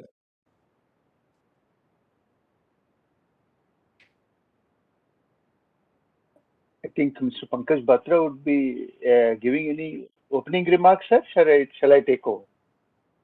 I'll just say a few words and then I'll hand over to you to conduct the proceedings. Thank you, Mr. Baba, and thank you, Anand, for introducing the moderator as well as the panelists for this session. And as usual, we've got a diverse sense of a diverse range of panelists spanning different regions and different areas. The session is on international cooperation for interconnection of regional grids in South Asia. So we have spoken about international cooperation and interconnection of regional grids. But what is it that comes first? The policy makers who decide in principle to trade, or does it happen when the ground level work is done? I think it's both, which are important, and they can't be achieved without either of them. The policy side is also very important, of course, one which will start the process, but it can't function if we do not have ground rules in place, the technical rules in place for interconnections. So both are important, and I think it's a mix of both who are here in this panel. I'd like to hear all of them. I hand over to Mr. Baba, who's ex-CEO of POSOCO. So there are three CEOs of POSOCO in the last session and this session, either current CEO or ex-CEOs. And therefore, it shows the importance that power system operator has in ensuring the reliability and integrity of the regional grid. Thank you. Please carry on, Mr. Baba. Thank you, Batraji. And I should first of all thank ISGF for making so many experts under one. I can't say that under one roof, but on one panel. It is very interesting and very important subject. And in fact, last 1.5 hours we have been hearing the premises what are required for connections, basically. So this topic is also an extension of what has been discussed for last 1.5 hours. And I have very eminent panelists. In this, and more policymakers are there, and who have a very large experience in their respective countries or respective regions. So I think rather than giving me, rather than I give more introductory things, let us first listen to these experts So first I would like to request Mr. Matthew Cray, who has a lot of experience in European Commission.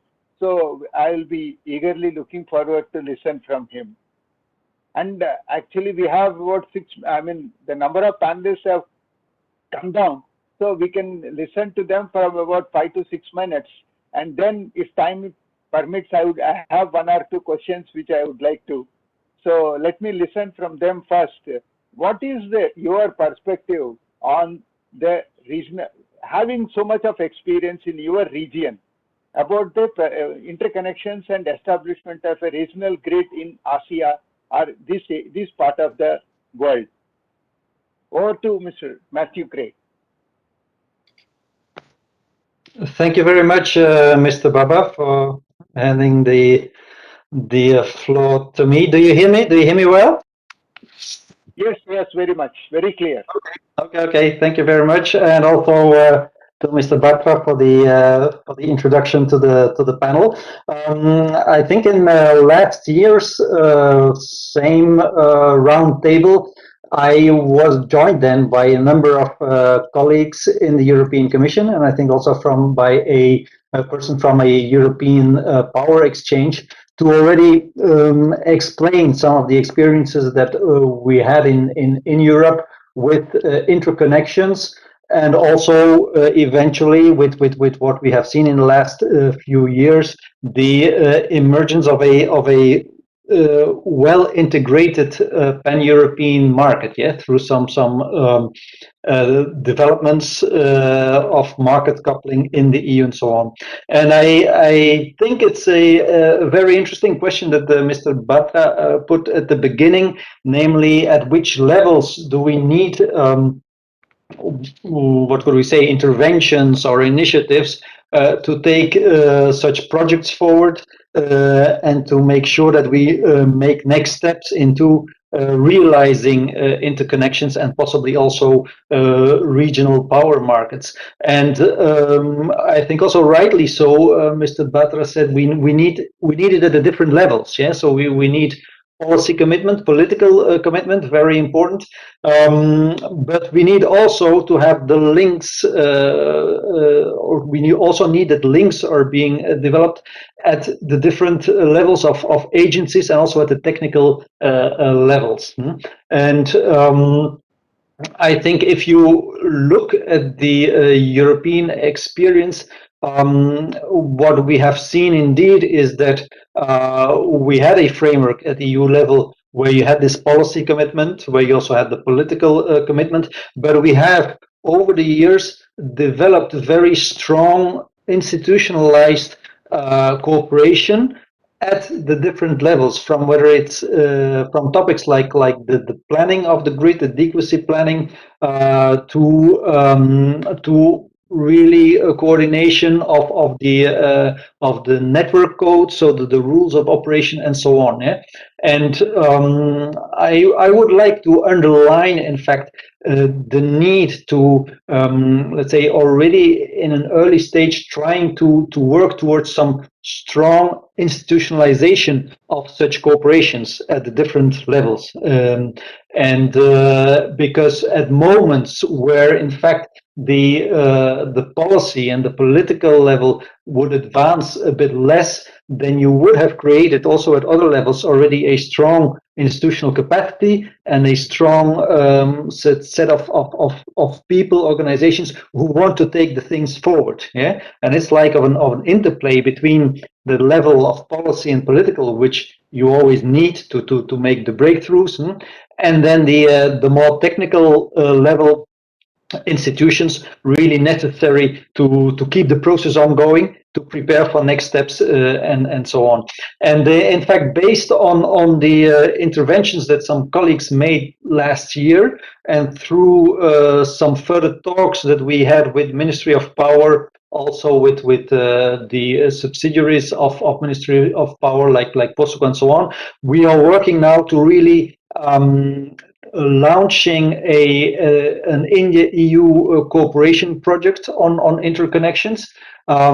So we are in the process internally of securing the financing. I think that looks pretty good, and we would have a couple of million euro for first activities in the next years. And then we would also, together with our Indian partners, also reach out to neighboring states to see how they can join and participate in the project. And the project would, as we have discussed it with MOP, POSOCO, and so on, it would really look at trying to reinforce institutional capacities to deal with interconnections and regional market development.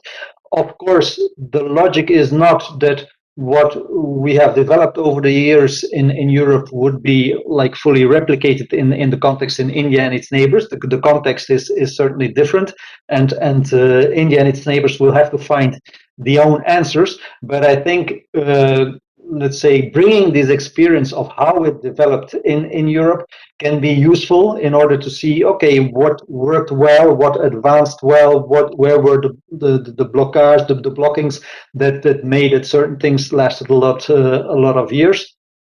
So it would look at different things that we did in the EU, like the policy approximation between the countries, because if you eventually want to arrive at stages like regional power market development, then of course you need some kind of alignment of power market policies in the different countries that you connect, but also at tools that are now also well institutionalized in the EU when it comes to adequacy planning, 10-year network development, all the let's say institutionalized organizations that have a role in it, which is let's say legally anchored, like the ENTSO-E, European Network of Transmission System Operators.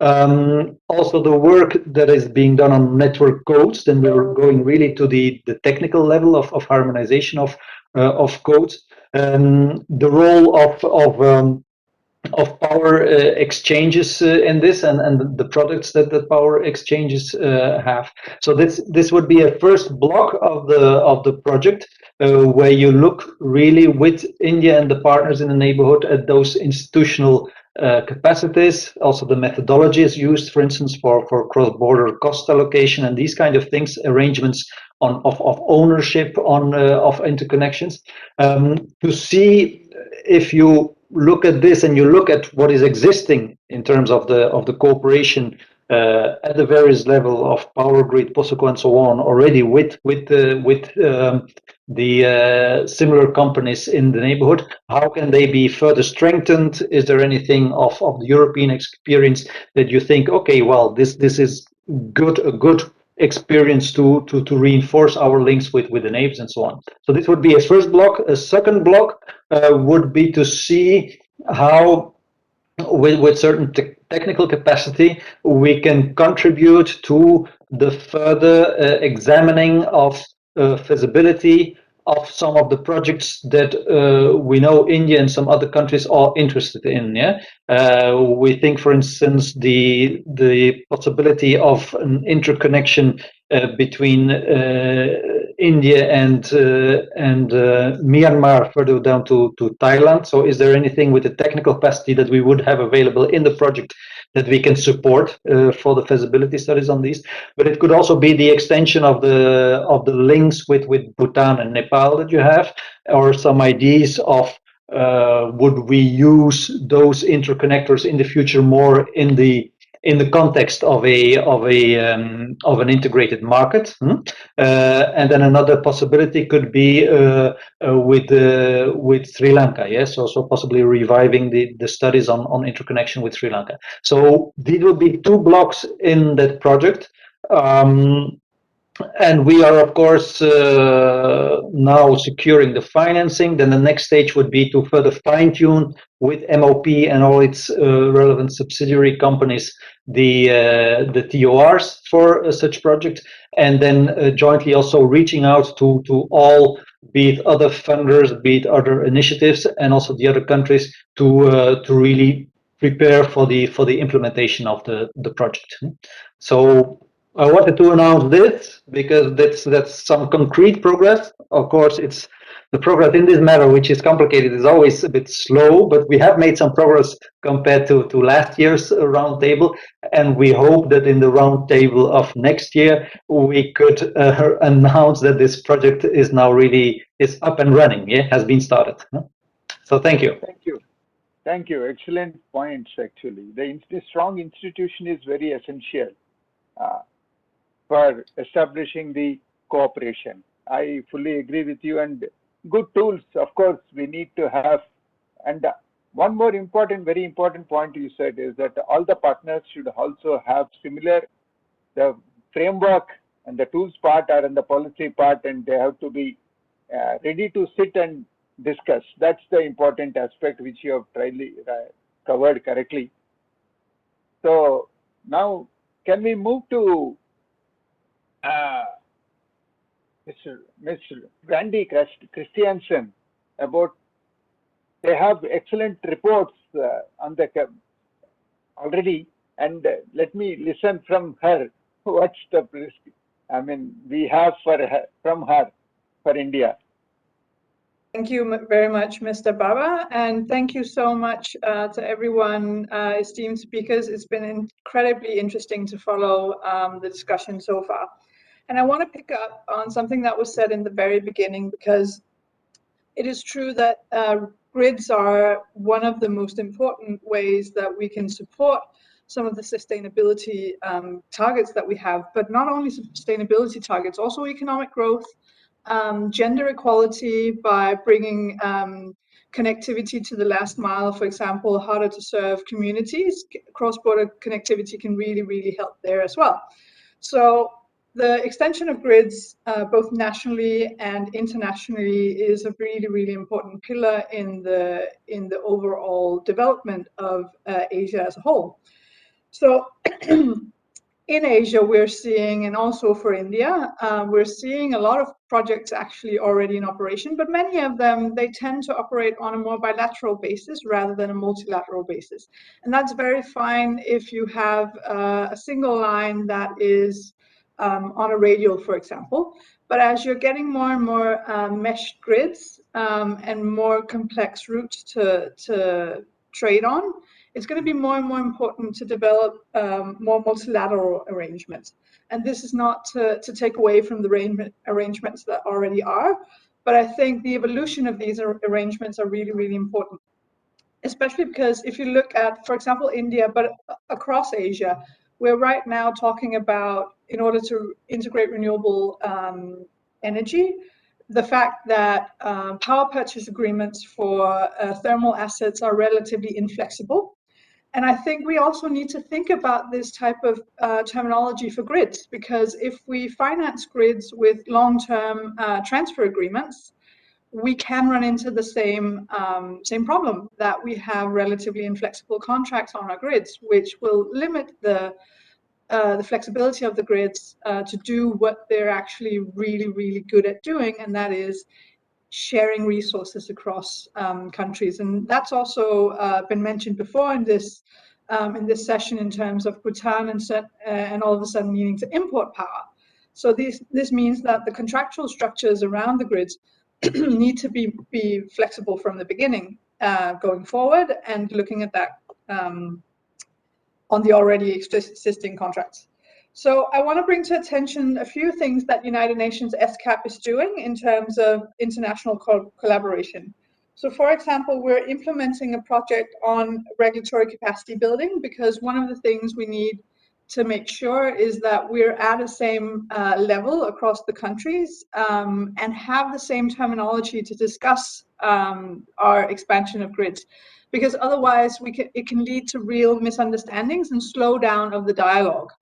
So that is one thing that we're focusing on. We're planning to do this both for South Asia, Southeast Asia, and potentially also Northeast Asia, along with hosting our first ever Asia Pacific Regulatory Forum on Energy Connectivity, which is tentatively scheduled in July.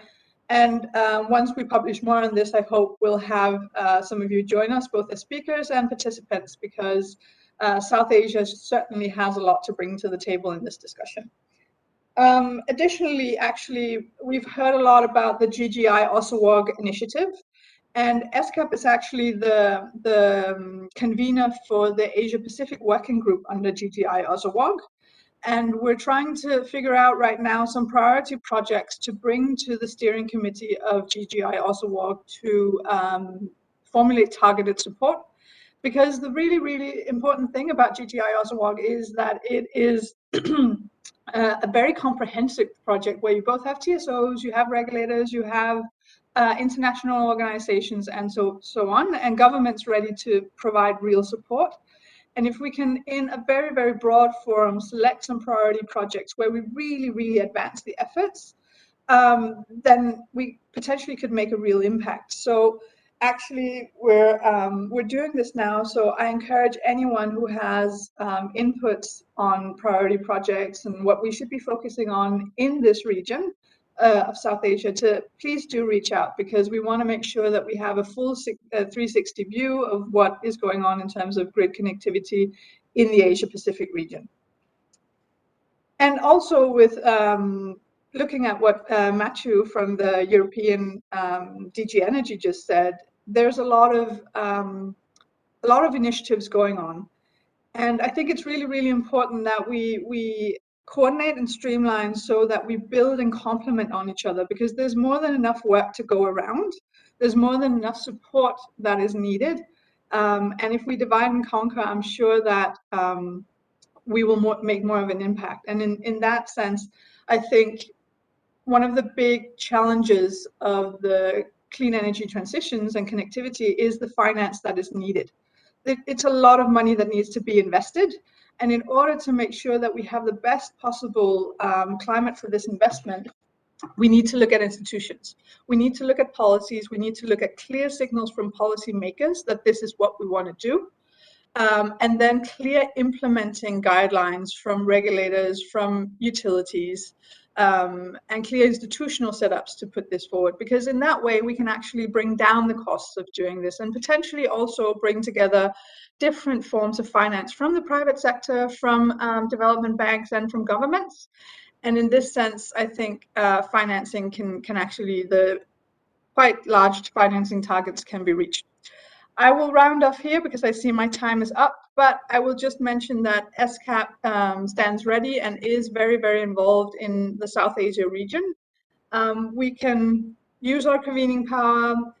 We're already doing capacity building and also supporting feasibility studies where it's deemed valuable is something that we're definitely looking into. But again, I would like to thank you for this time and looking forward to the discussion. Thank you. Yeah, thank you, Ms. Randy, for giving actually a lot of hope for more interactions with ESCAP. So let's see how things will progress. What you said is very important, is that in a strong institutional setup, which of course you have reiterated what Matthew said, and clear policy guidelines from the government. This is absolutely, I also appreciate that this is a very important aspect. And so let's see how things will progress. Now, can we move to Mr. Ben?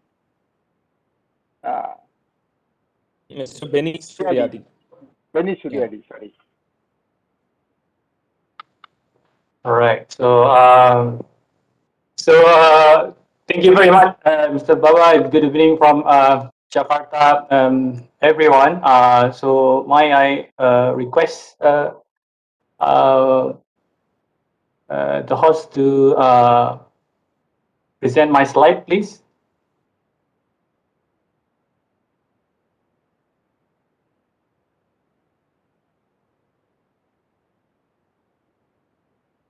Okay.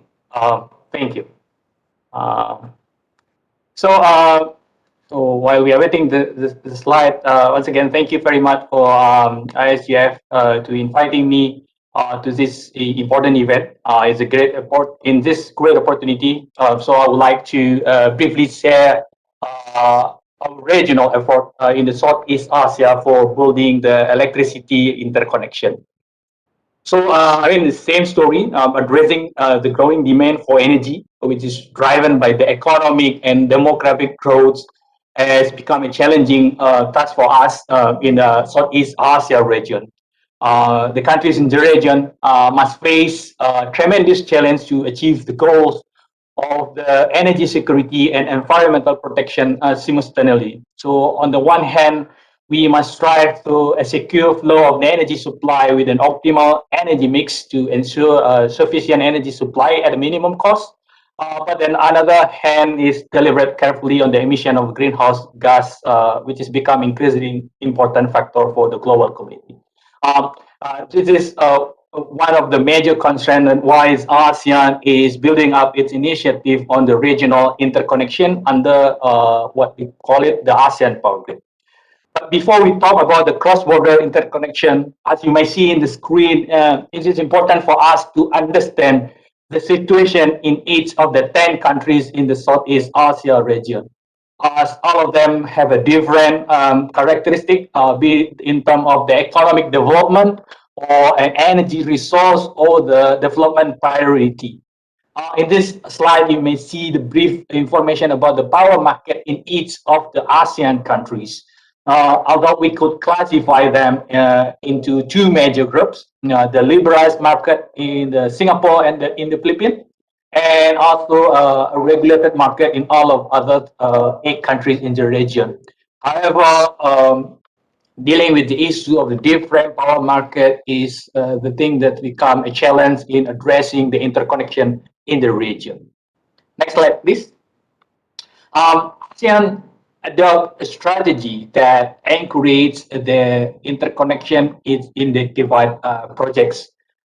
It is started on the bilateral front, then gradually expanding to the sub-regional basis, and then finally to a total integrated Southeast Asian region power system.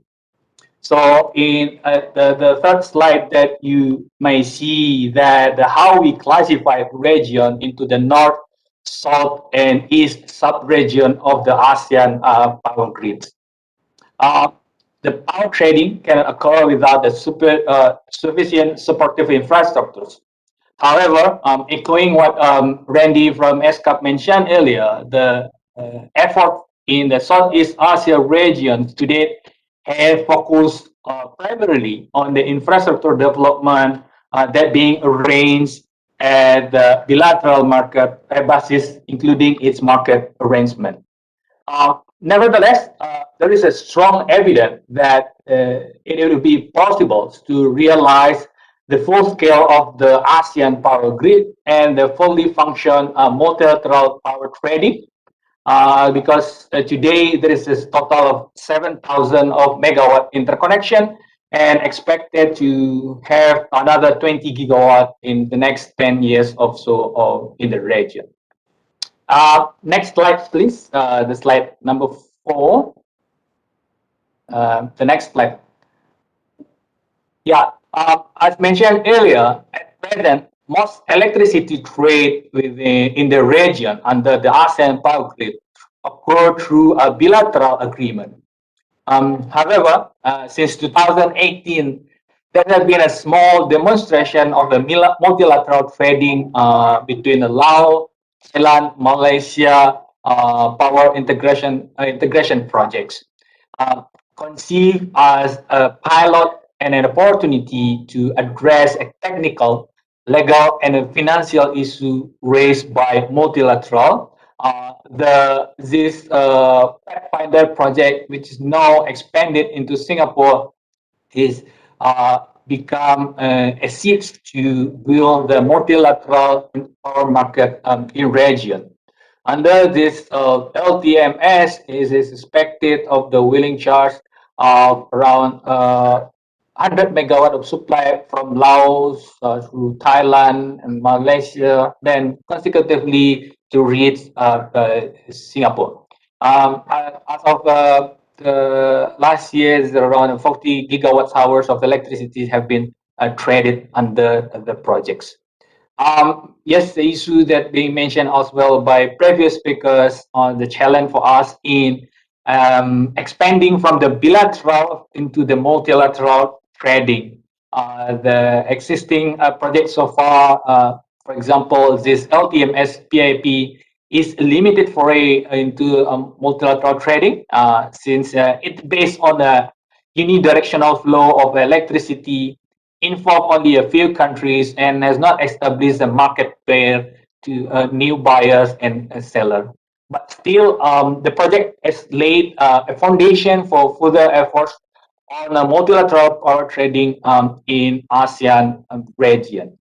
Next slide, please. And that will be my last slide that just to convey the message on the next slide that we are welcoming the collaboration with all the partners in particular on this interconnection issue. I mean, that could be, of course, definitely the Greater Mekong Sub-Region Regional Interconnection Initiative, where currently we have a discussion with the ADB on this topic, but it's also with the One Sun, One World, One Grid at the ASEAN India High Level Conference on Renewable Energy.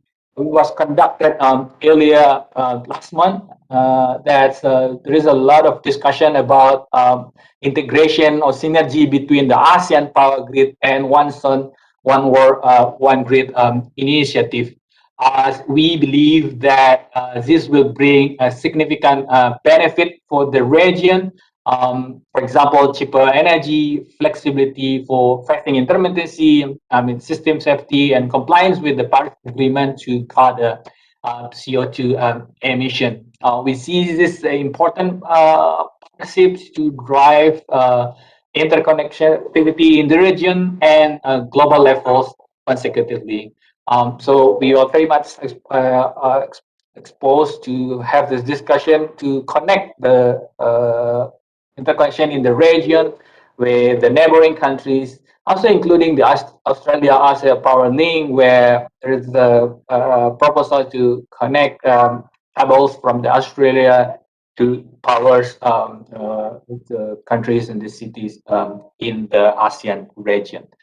That conclude my presentation. Happy to have a follow-up discussion later. Once again, thank you very much for the opportunity. Thank you. Thank you, Mr. Benny Suryadi.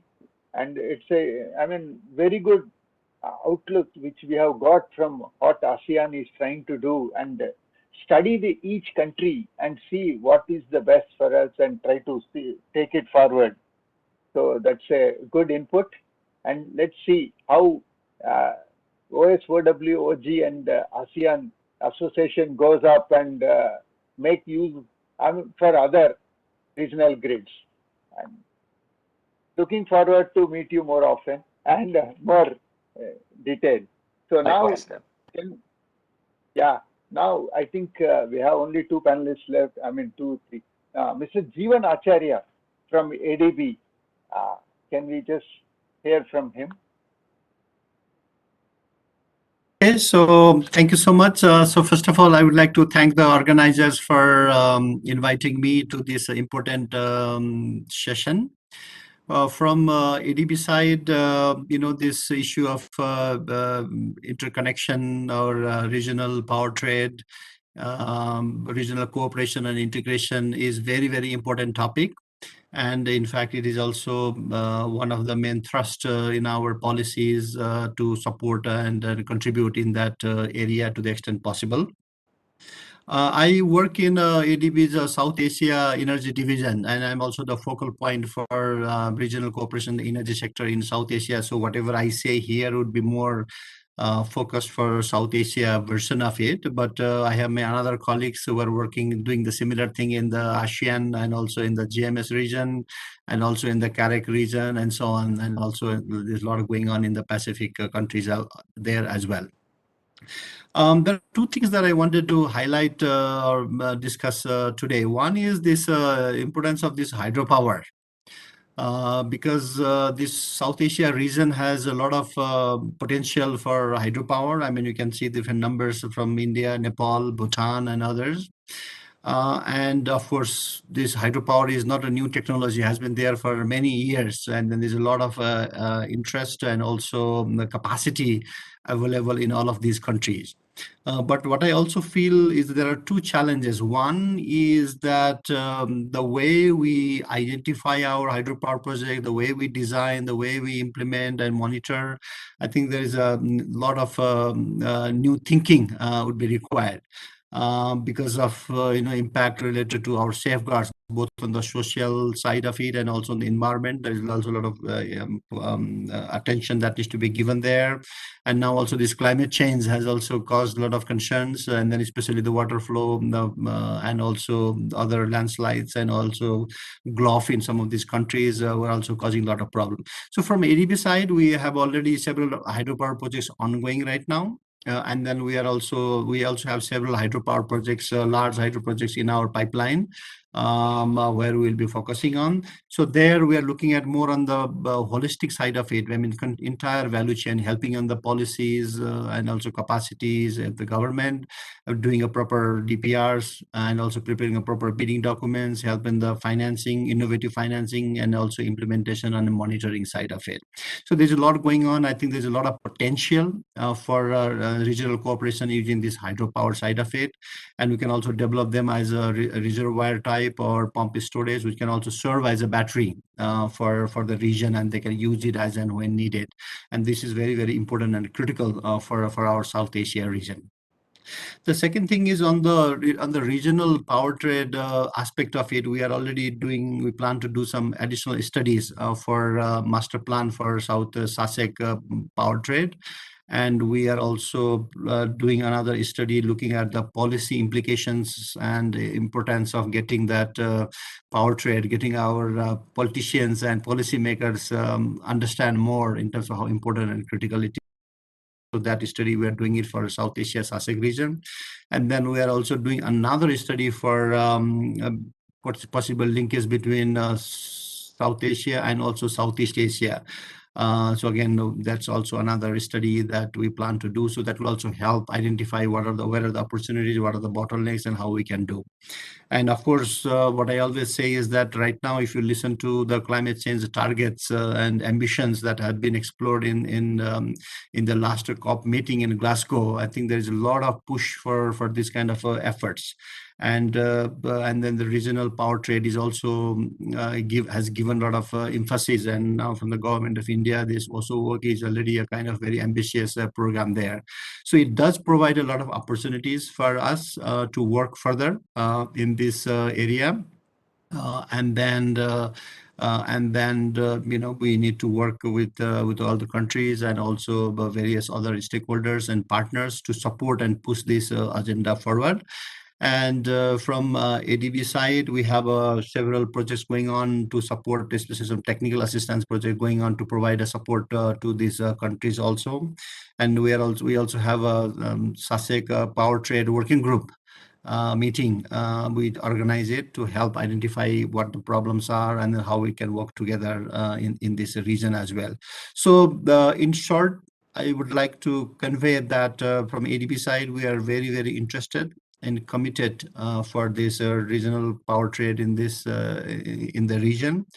And then our support can be in the form of a technical assistance and also as an investment. And then look forward to working with all other development partners as well to push this agenda forward. I think it requires help and support and contribution from everybody. And then I don't see that we are very far off from kind of a one grid, which we can say that it's one grid, one big grid for all of these countries can combine. We can contribute and also get to the power and energy as and when needed basis. I think that will be in the benefit of all these countries there. So I think we are not very far from that.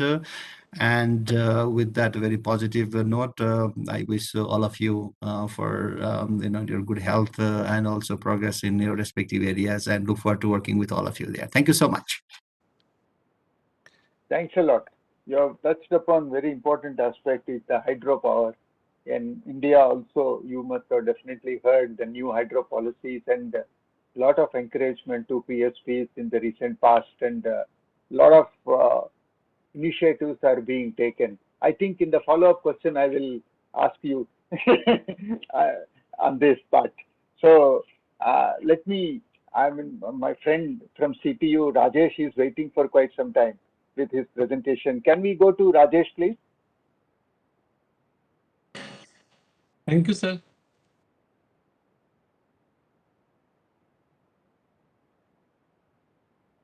Thank you, sir. Am I audible? Yes, you are audible. But Oh, your thank you. presentation is yet to... I have a brief presentation I will share. I am thankful to the ISGF for giving me this opportunity to share my views on development of cross-border interconnection in South Asian region. And I have in my presentation two things I will touch upon. What are the learnings from the development of cross-border interconnections so far we have, and the opportunity for extending it to the Southeast Asian region.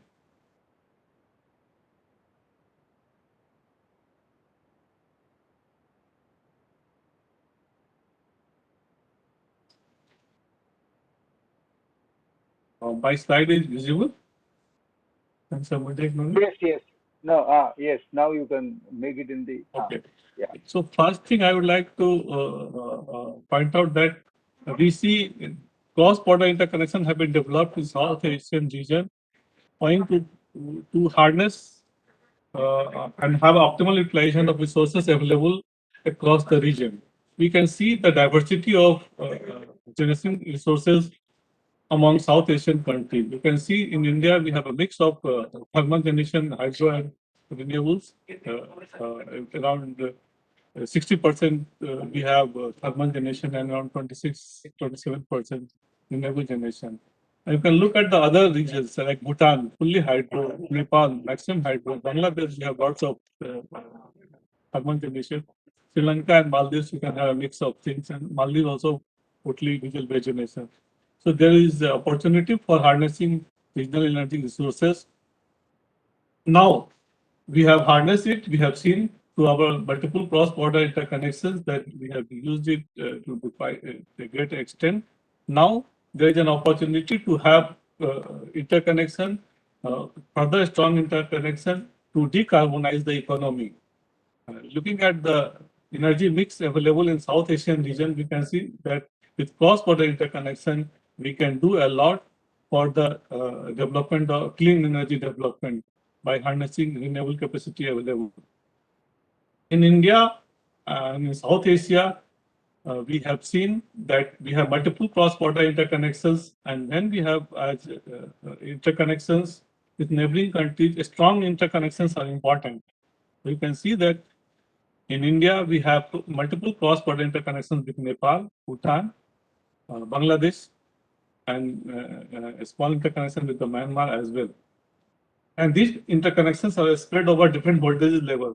400 kV level, we have two HVDC links with Bangladesh, as well multiple 132 kV links with Nepal and Bhutan, and one 11 kV link with the Myanmar. So these links have been developed, and we have multiple benefits of it. Some key learning, and these links have been established because we have a strong intergovernmental institutional mechanism for the development of cross-border interconnection. At the government level, we have joint steering committee and joint working group. At the utility level, we have joint technical team who bring out the plans for development of cross-border interconnection. And at the operation level, we have joint operation committees. They do lots of they harmonize the practices across the regions, and we have a notified settlement nodal agency. So we have a good institutional mechanism to deal with the different issues of cross-border interconnection. Looking at some of the learnings, whatever we have, cross-border interconnection we have in this region, we see that for the planning purpose, the planning agency of the respective countries carry out the planning and sit together and finalize the plans. Then we have multiple type of interconnections among the countries. We have HVDC interconnections as well as radio interconnection. Here, I would like to bring out one thing that most of the interconnection developed in Asia, in South Asia, is bilateral in nature, and which started with either asynchronous interconnection or radial in nature. In future, when we have larger interconnection, a strong interconnection, then we can go for the synchronous interconnections. The mode of investment and ownership is also important while we are developing cross-border interconnection. Here in South Asia, most of the cross-border links have been developed by utility of the respective countries in their regions. And some of the cross-border links are part of the nation project. It was associated with the part of the nation projects. And it was implemented by a combination of utility in the importing region or part of the nation project in the exporting region. Some of the links were also developed by joint venture utility of respective countries. Links were also developed by a grant from the government and ownership by the utility of the respective countries. So these are the mode of investment and ownership for different cross-border interconnection what we have in South Asia with India. Recovery of investment is primarily through monthly transmission charges, and it sometimes is also included as a part of the nation tariff. You can see we have some quite a few generation projects in the Bhutan, and the generation is recovered through that investment. As I told, that power transfer is mainly through the bilateral contracts, and now we are moving towards the multilateral modes. We have cross-border guidelines and regulations available in India. So we are moving toward the multilateral contract and multilateral capacity allocation. Now, looking at the opportunity what we have with South Asia and Southeast Asia, here we see a great diversity as we had in South Asia. We have great diversity of generation in South Asia and Southeast Asia. And see, mainly both the regions are thermal dominant, but followed South Asia is thermal dominant, followed by renewable and hydro. And Southeast Asia, we have lots of hydro and renewable. So we have complementary resources available across the region. And if we sit together and plan cross-border interconnections, we can, both the regions or all the countries can benefit from them. Here, just I am trying to present the diversity available, the demand diversity, peak time diversity available in South Asia and Southeast Asian region. Because of the time diversity, we have around 2 to 3 hours difference between the peak loads of the two regions. And at the same time, when we look at the correlation among the demand, due to the different climatic conditions, we see that we have quite a negative correlation among the demands of the different regions. This gives an opportunity for transfer of power and better utilization of resources among the region. At the last, I would like to say that considering the benefits, many speakers have spoken about the benefits of cross-border interconnections. We have diverse resources available, diverse demand available. If the South Asian region and Southeast Asian region, presently these two regions are weakly interconnected through a small link, radial link between India and Myanmar. And we have seen in our prepared presentation that Southeast Asian region is also developing quite a good cross-border interconnection among Southeast Asian countries. So if we interconnect these two regions, so both countries of both the regions can have benefit. In order to achieve good interconnection, as it has been also pointed out by the previous speakers, we require to have a plan for it. Once we sit together, we have a mechanism for planning of the interconnection. And first of all, we need to develop the consensus for development of cross-border interconnection, and then implementation modalities. We can learn from the Eastern European Union experience, how they have grown from the bilateral to the multilateral. Now they have strong interconnections available. So we can also grow in that way. That is all what I have. Thank you very much. Thank you, Rajesh. It's an excellent overview that you have presented. Then there is a scope for a lot of interconnection and a lot of we will be fulfilling the today's subject. I mean, the matter that their hands are going to be full for active cooperation and active strong regional grid interconnection. Thank you. Now, can we request Ms. Monali to come and share her views on the subject? Thank you so much, Mr. Baba. Many of the reasons, benefits of cross-border power trade, having a regionally integrated grid has been, brought about in their, dialogue or in their speeches by the previous speakers. So I would focus on what we have as USAID has been focusing or working on. So we started, at least USAID started a program called South Asia Regional Initiative for Energy, which everybody calls, in popularly known as SARI.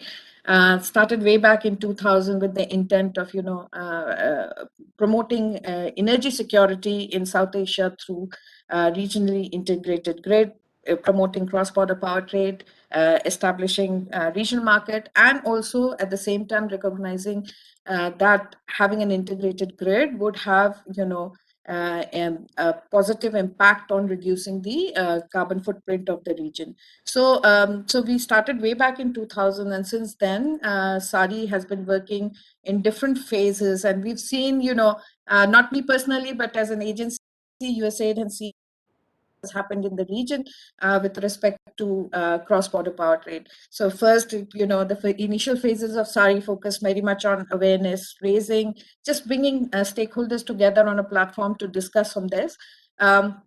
Which moved to a more investigative phase where USAID supported pre-feasibility and feasibility studies on these interconnection. And now we are in the fourth phase of the program where we are focusing on the implementation part of it. And here we are working in collaboration and cooperation with the host country governments in the BBINS region through our implementing partner IRADe with the focus of enhancing cross-border power trade and looking at establishing, power markets. SARI has been primarily focusing on, several of the themes and several of the themes, but primarily focusing around, engaging and strengthening institutions, whether it is regional institutions like SAFIR or, SARC or BEAMSTEC, or as well as national institutions within the South Asian countries. SARI has also been focusing on establishing forums and platforms and networks which would support agenda of cross-border power trade and make it more sustainable. These forums and networks could also be a platform for sharing of information, knowledge exchange, and also gradually moving towards a more formal engagement. So we've been looking at things like South Asia Forum for System Operators or Transmission Utilities, having these independent bodies, informal structures where all the system operators and like-minded people could come together and discuss about their experiences and so on and so forth. Similarly, we've been also focusing on engaging the private sector. So SARI initiated a think tank forum where the idea is to also engage the civil society in not in engaging them in having a dialogue. So most of the people in the energy sector are pretty well aware and know about the benefits of cross-border power trade. But engaging the civil society and initiating a dialogue on the benefits of the cross-border power trade so that the common people can also understand. So that is being done through a think tank forum. And also, looking at how do we mobilize private sector and have them have a more investments in the region on such regional projects and so on and so forth. So for that, again, we are looking at doing a forum of South Asia Forum of Infrastructure private sector investments. So we've been working on numerous fronts, mostly looking at the enabling environment and working through different country governments as well as with think tanks and so on and so forth. Moving forward also, we have just recently initiated a new program called South Asia Regional Energy Partnership, where the idea is to again keep the continued focus on the implementation part of it and look at how we can support the countries in the other region, countries in the region, such as Bangladesh, Bhutan, and Nepal to participate in the Indian Power Exchange, what we can do to facilitate the process, looking at how we can strengthen and establishing institutions such as a trading entity, which could, help move the power trade in the region, and also looking at aspects, where again we continue the civil society through the regional parliamentary forum, or whether it's the think tank forum. A key focus of the SARAP program would also be, as was, I think Randy was mentioning it, to create, to support in the region, as SARI through its journey has been focused around supporting the bilateral interconnections. So now we would like to continue the support as the region graduates from the bilateral to trilateral and multilateral. So USAID would be very keen to support this transition, and however it happens, so whether it's in form of feasibility study, whether it's in form of technical assistance, or in the form of what we have been doing through instrument like SARI program. So that would be a key focus of the program. And I would not go into a number of studies which SARI is doing, which all kind of builds up the case for cross-border power trade or enhanced integration, but those are some of the areas which we will continue to work on and focus on. I heard number of things which such as the regulatory capacity building, which was initially mentioned by Randy. So similar sort of things we are also considering. So it would be, as was mentioned by the earlier speakers, great to collaborate as the development partners, collaborate and bring leverage what each other are doing, so that we are complementing and building upon each other. I see that my time's up, so I'll stop there and I'll pass it back to you. Thank you so much, Mr. Baba. Thank you, Ms. Munali. You have really brought up an important aspect, which is the capacity building and keeping people connected for any future dialogue. That is very essential. And I've also been part of many of your programs in sharing information and the capacity building of all the stakeholders is very, very important aspect of a regional cooperation and a regional interconnection. So you have touched upon a very important aspect, is that keeping the people connected is very, and the key, and bring them to one platform. That is also very essential. So I think with this, we have, all the speakers have given very valuable inputs, right from Mr. Matthew, that a strong institutional framework is required, and everyone have given very valuable points for us to take it forward and give it as part of the outcome of the roundtable. The organizers, I have doubtful whether we have already reached 550. I think we have. Batra, do we have any more time for question answer, or very valuable? Yes, we have up till 13 minutes more for question answers up till 6 p.m. Yeah, so you can go ahead with questions. If nobody has a question, I'll ask a question, but you go ahead with others. No, actually, there are no noted questions. Actually, one question I would like to ask Mr. Jeevan Acharya about what is his views on hydro policy and various initiatives that Government of India has taken on the encouraging these PSPs and various hydro projects. No, thank you so much. I think what I can say is any country, India and others, are giving priorities for hydropower. welcome feedback, a welcome step. And then, India being a large country, whatever happens here in India will have implications to the other countries as well, either this way or that way. So from that point of view, is always good feedback there.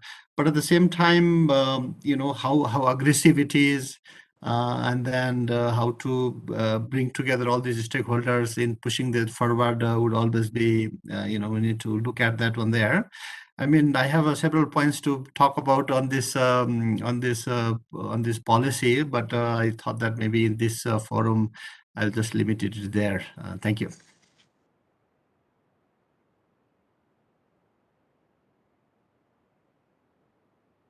Okay, Mr. Pankaj Batra ji, you can continue. Yeah, I wanted to ask the question of Randy because what you said, Randy, was about PPAs being inflexible in India and maybe in many other countries of South Asia. Yeah, these of course have a history that they started at a time of shortage where you did not. I mean, every single megawatt was used up. When we started. And now, when the market was opened up, when the power exchange was brought about, it encouraged a lot of generation capacity to be set up because the short-term rates were double that of long-term rates, and which indicated a shortage of capacity, and therefore a lot of projects came up. So much so that they exceeded the requirement. So it went the other way. And that, of course, since there is no licensing of generation in India, anybody can set up a power station, as long as it satisfies the technical standards for connectivity to the grid and grid standards, which are there laid down in the Electricity Act.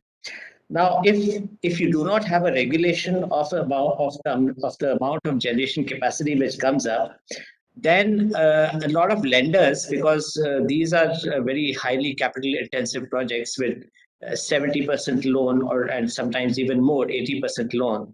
How will these lenders be assured of a revenue stream if they're not sure that the power is going to be sold? So since it's not regulated, anybody can set up. And if everybody gets a loan and they're not able to sell, then these become non-performing assets. Yes, thank you very much. I think if you look at the experience in Europe, because obviously you don't necessarily have the same long contracts there, one of the key pillars that they have is their long-term financial markets that can underpin these types of contracts. Because what I think is really, really important is that while the capacity might be needed sometimes, these long-term fixed PPAs make them run when there's a lot of renewables in the system where they're not necessarily needed. So figuring out, because India already has the setup with the short-term day-ahead market, but complementing that with other financial instruments in order to allow you to trade on the short-term market based on the most efficient power available at the dispatch time, whilst simultaneously securing your long-term revenues is really, really important. And that's also why some of these long-term PPAs can actually still exist, but as long as they're physical, they're going to hamper the flexibility of the system. If they're financial, however, they can complement the flexibility of the system so that the power generator can choose to buy the power from somewhere else if it's more financially optimal for them to do so. But then it's not bound to their physical power generation. So I definitely think there are ways to do this. I just think that there's a massive mindset shift that's needed in some of the discoms, for example, in the way that they contract. In order to, because I do understand, I used to work for Energinet, the Danish TSO, so believe me, I do understand the hand on the cooking plate for the utilities, that in the end, they cannot not have the power to serve their customers. But in order to do that in a more efficient way in a renewables-rich world, where hydro can come in and balance, you have a lot of distributed solar PV, so there may be prosumers and what have you not. We need more flexible setups than these traditional physical PPAs that dominated a world where they were extremely useful. So I think it's also really important to acknowledge the history of the power systems and not be very categorical and black and white and say, you know, renewables good, thermal's bad. No, everything has been needed, but we are going through a transition, and with that, the contractual structures also need to transition, both on the grids and on the plants. So I think that's my slightly long answer to that. Thank you. Yeah, I think as transition happens and disruptive technologies come into being, in the sense that you didn't have intermittent renewables maybe 5-6 years back that much. So yes, people I think will learn, and more important would be forums like this where we learn from others' experience who've gone through these phases. And that's really what educates people who are either in the panel or listening to such things. Yes, thank you very much, Randy. And maybe we would like to get some more details about the other things you mentioned on how to go about it. Maybe it requires a little more detailed discussion. Thank you very much.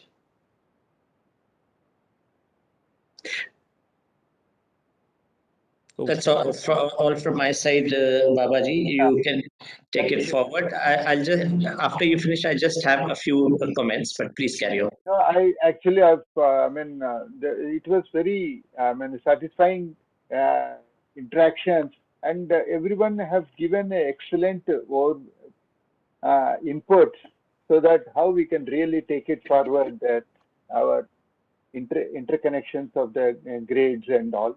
So from my side, a big thanks to all the panelists who have spared time. Over to you, Batraji. Yes, just a last small comment that I have.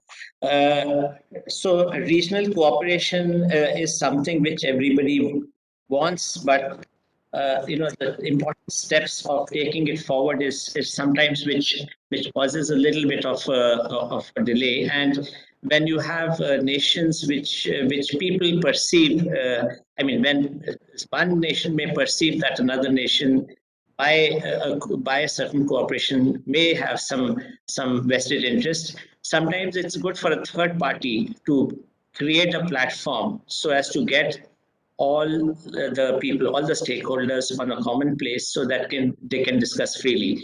A third neutral body. And many times this role is being played by multilateral organizations or aid agencies like USAID, ADB, World Bank. And sometimes that's very important, because that is perceived to be a neutral platform, and people can discuss things without committing initially, until it becomes a formal institution like that, as has happened in the European Union, which of course I see the history. It took a long time to create these legal structure of ENSO and others, with 2009, I guess, after many years of institutional structures that were there earlier.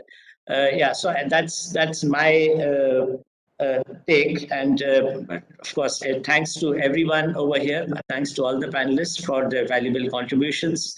And I hope it's provided a learning experience or experience through experience sharing by everyone. Thank you very much.